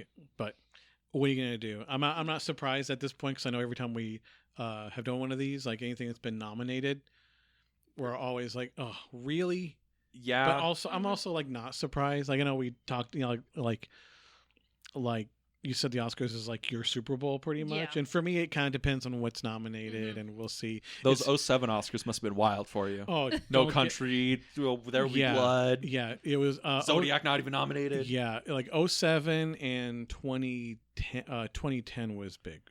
Was 2010 or 2011 when Was it the Fury Road year? what? No, it 'Cause was that was 16? no.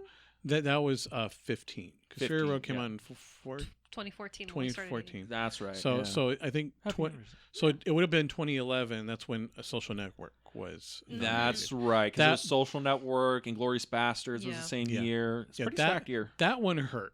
Like Oh, really? yes, you're probably like not surprised. I'm like, what won Best Picture in 2011? it was 'Cause- King's Speech. That's right. Oh, that was That's a good right. movie. It was great, but It's better than Social Network. Or, oh God. yeah.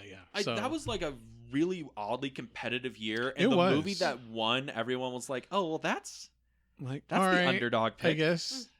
So and we were talking about this on the way here. When it comes to Fincher, like that's probably one of his best films, and I agree. Probably, yeah.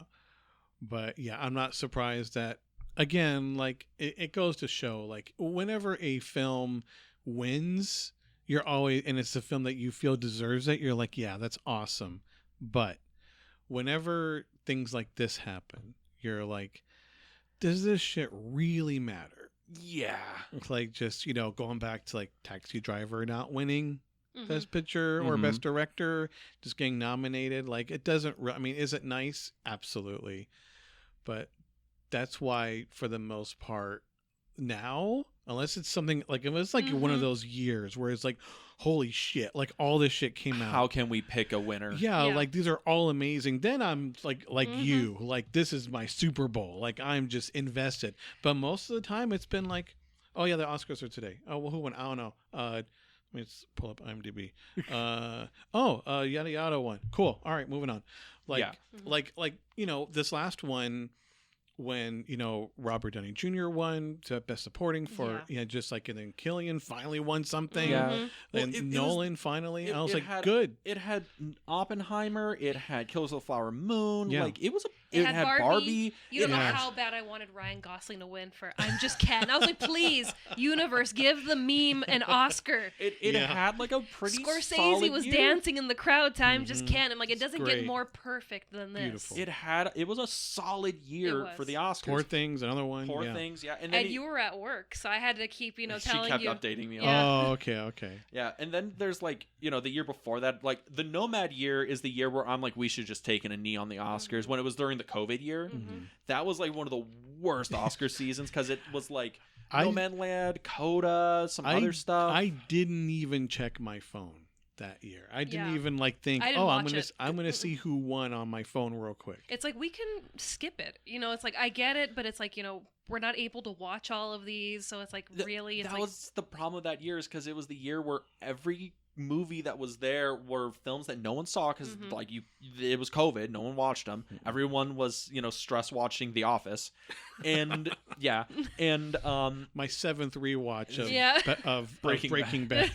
yeah, my God, rewatching The Sopranos for 3 months was great. Oh Yeah. yeah. But it's the thing where it's like that year was just so anticlimactic because no one cared. I mean, I think people cared because it was the year that Boseman, like Chadwick Boseman, like had just passed away. Yeah. Is that's that right. am I right on that? I think so. you're right. Yeah. Yeah, and everyone was like, he's gonna win Best Actor, and then Anthony Hopkins wins, and then they're like, all right, bye everybody, and just cuts. Here, Anthony. Here's another one. Yeah, right. You deserve another one. Yeah. When he wasn't even there. Mhm. But yeah, 2001: A Space Odyssey, not a big Oscar sweeper. Mm-mm. But its legacy lives on. It is like on so many critical top Mhm. 10 list of best films ever made. It's in the AFI, Sight and Sound, the BFI, like all those critical lists just say it's the fucking GOAT, right? Yeah, its legacy is beyond the infinite, if I may. If you may. Okay, so we're gonna start. Okay, so everyone, we're gonna talk about Clockwork Orange for 3 more hours. So All here we right, go. we're moving on. Next chapter, boys. But yeah, so that is 2001: A Space Odyssey. Like, final thoughts on this fucking movie, because we've been in here almost 3 hours. We're 2:45 in. I'm Yeah. so proud. Well, it's not like I didn't warn you guys. I'm like, just so you know, when we do 2001, it might be good to block some time. block some time. But to start off, Becky, Yes. your final thoughts on 2001. Please. I enjoyed it more the second time around, probably because, no anxiety attacks. Being able to enjoy it in the leisure of my own time and my own home. But it's a vibe movie for me. I mean, it's, you just sit there and you vibe. You enjoy, the imagery on the screen.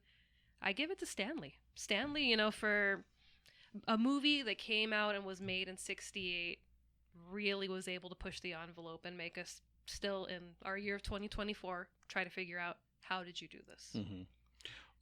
Would you watch it again on your own time? Yeah, I'd watch it again. Yeah. I mean, she watched Once Upon a Time in America on her own time. I was so proud of her. Wow. I told him that recently, and he was like, "You did? Like, Like- I accomplished something great." And I was just like, "I did." I was like, I saw that it was on YouTube, and I was like, "All right, let's watch it." All right. Yeah. That's great.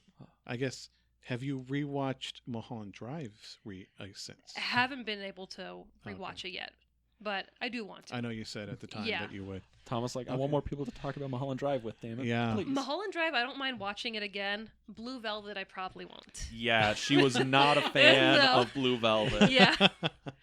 Ugh. Elephant Man, I'd watch that again. Mhm. If you need your soul snapped in half, Elephant Man's a great There pick. you go. So 2001, you'd say gets better with every viewing, Yeah. at least so far. Yeah, so far. Yeah, because I know even at the time there were a lot of other fellow directors. I didn't like it, Oh. and then they were like talked into watching. Like, wow, that was great. I And think then- the famous one is Woody Allen.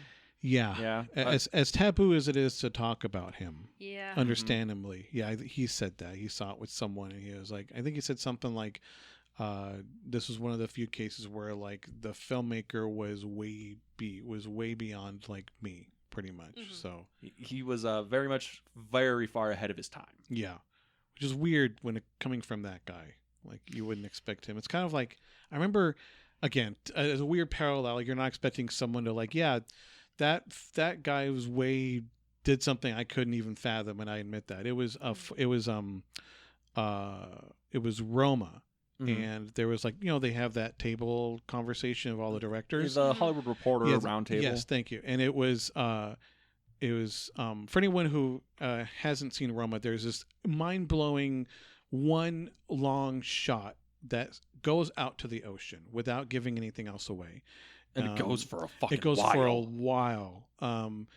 And the amazing Alfonso Cuarón directed, and he was even the cinematographer. Mhm.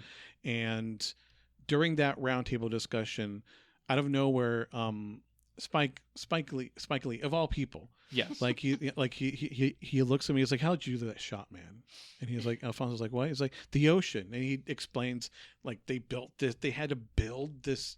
Literally like build like a pier Yeah. just for that, and it was kind of falling apart, and Spike's like, I've never seen anything like that before, man. And he shakes his hand, and this shows all the other directors, like, I can't believe what I'm witnessing right now.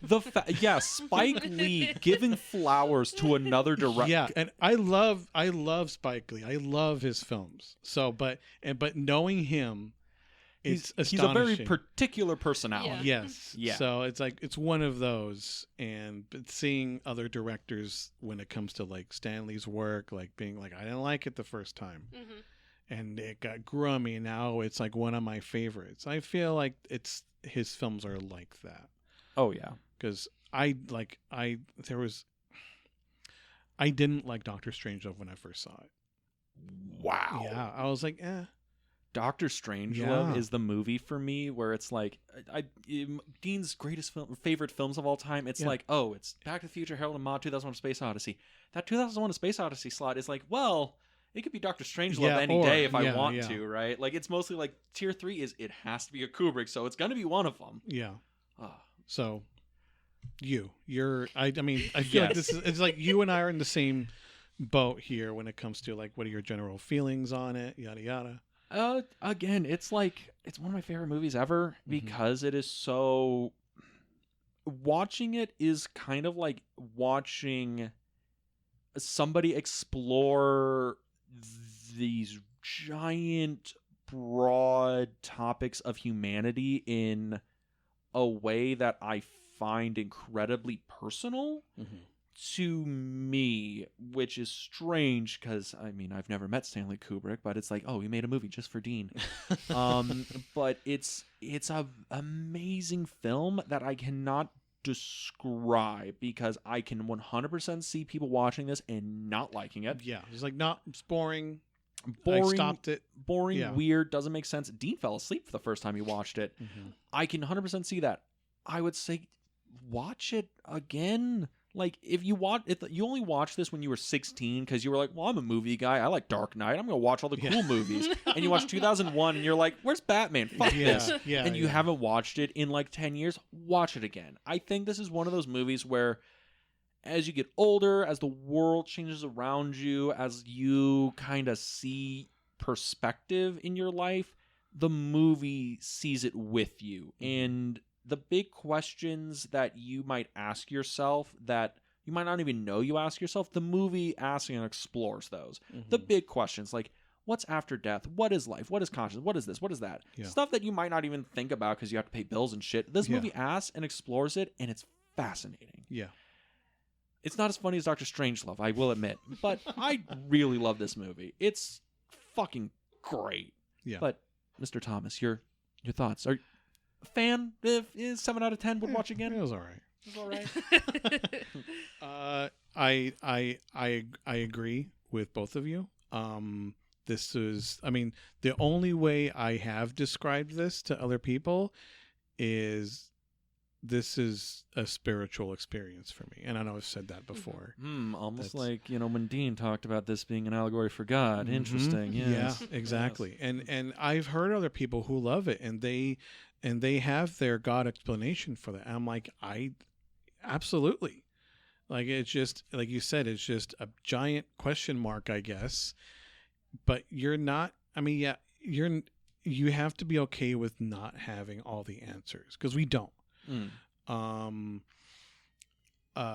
For, like you said, like for anyone who tried watching it the first time, got bored, turned it off, like, no, I'm just going to watch TikTok, being a TikTok fan, it's fine. But especially if you consider yourself like a movie buff or you want to be, I do feel like the conditions you watch them is ideal. If you are lucky enough to watch it in a theater, do that.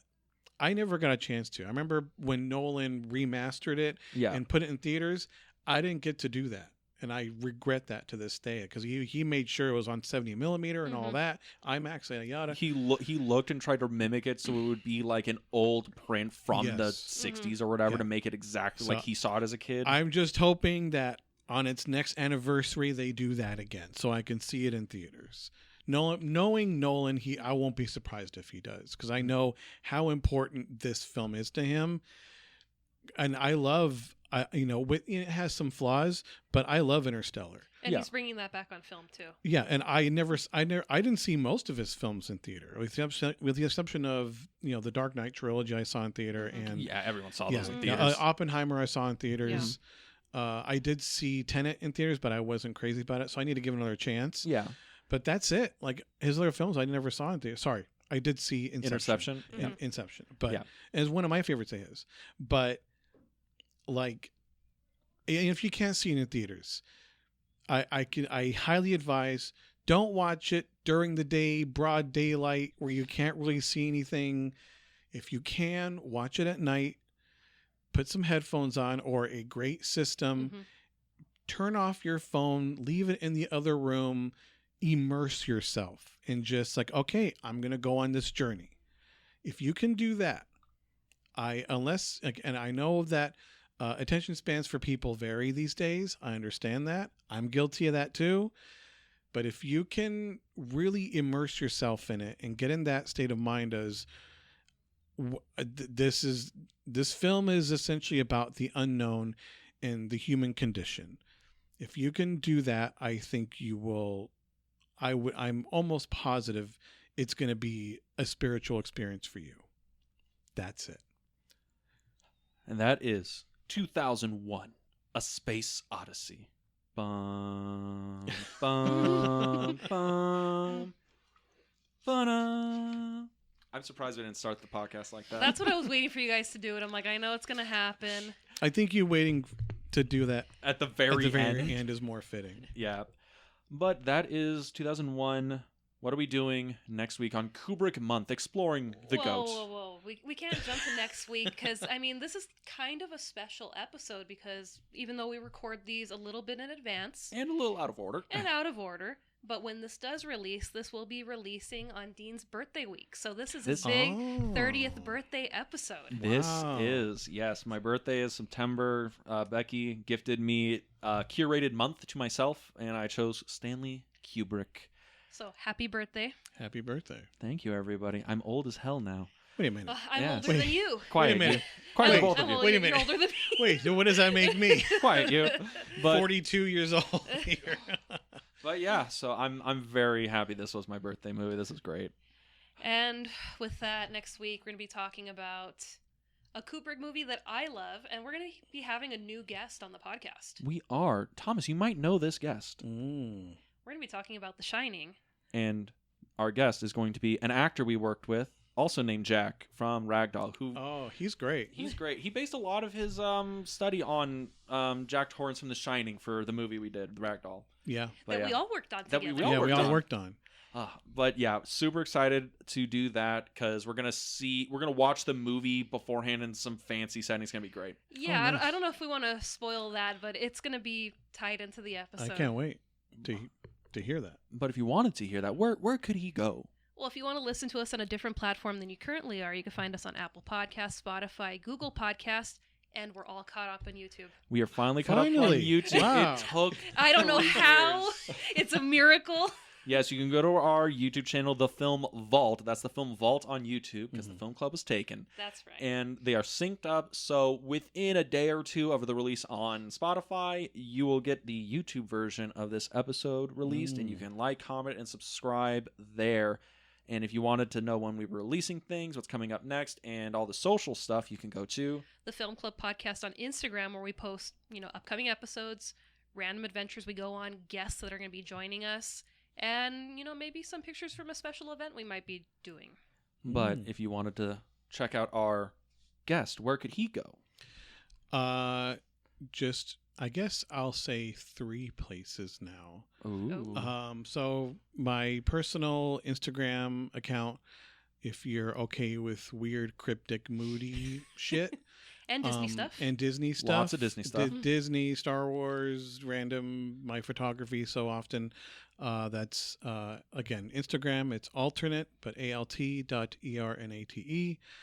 I haven't used my quote-unquote professional account in years, but I'm going to start ramping it up again, and that's, again, on Instagram.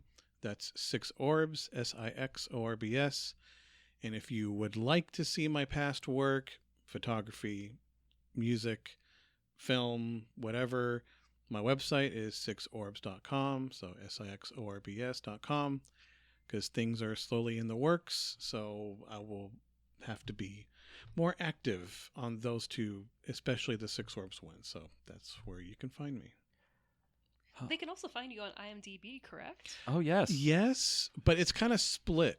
Like, a little bit. There's like 3 of me on there, and I need to find some way to compile all of them into one. Yeah. Because there's a lot of Thomas Edwards on there that aren't me. I'm like, who's this guy? They're like, you stole my name. Yeah. But just like it's just like the films that I wrote and directed are on there, and then the other stuff that I did with like you and Dylan are like a separate name, and then there's like another one. Yeah. Like I need to figure out a way to put those all into one name. So yeah, I guess you could, and I might as well maybe post a picture of me on there. So I guess. Well, that is our episode for the day. So, how do I end these? It's been so long since we recorded. I know, it's been a while. I will say thank you so very much. I've been looking forward to this for so long, and it was so worth it. You're very welcome. I love doing these. And we love having you. Yeah. Yeah, I love doing these. I will happily come back anytime you want. Last minute, like shit. I'll be like that guy. Like just we don't Just have a guest. waiting on the phone. Like we have a guest. Like it's all right. Yeah, I'll be there. We need to get you a red phone. Yeah, exactly. All right, now I remembered. And with that, We'll see you next week at the Film Club. have a good week, everybody. So-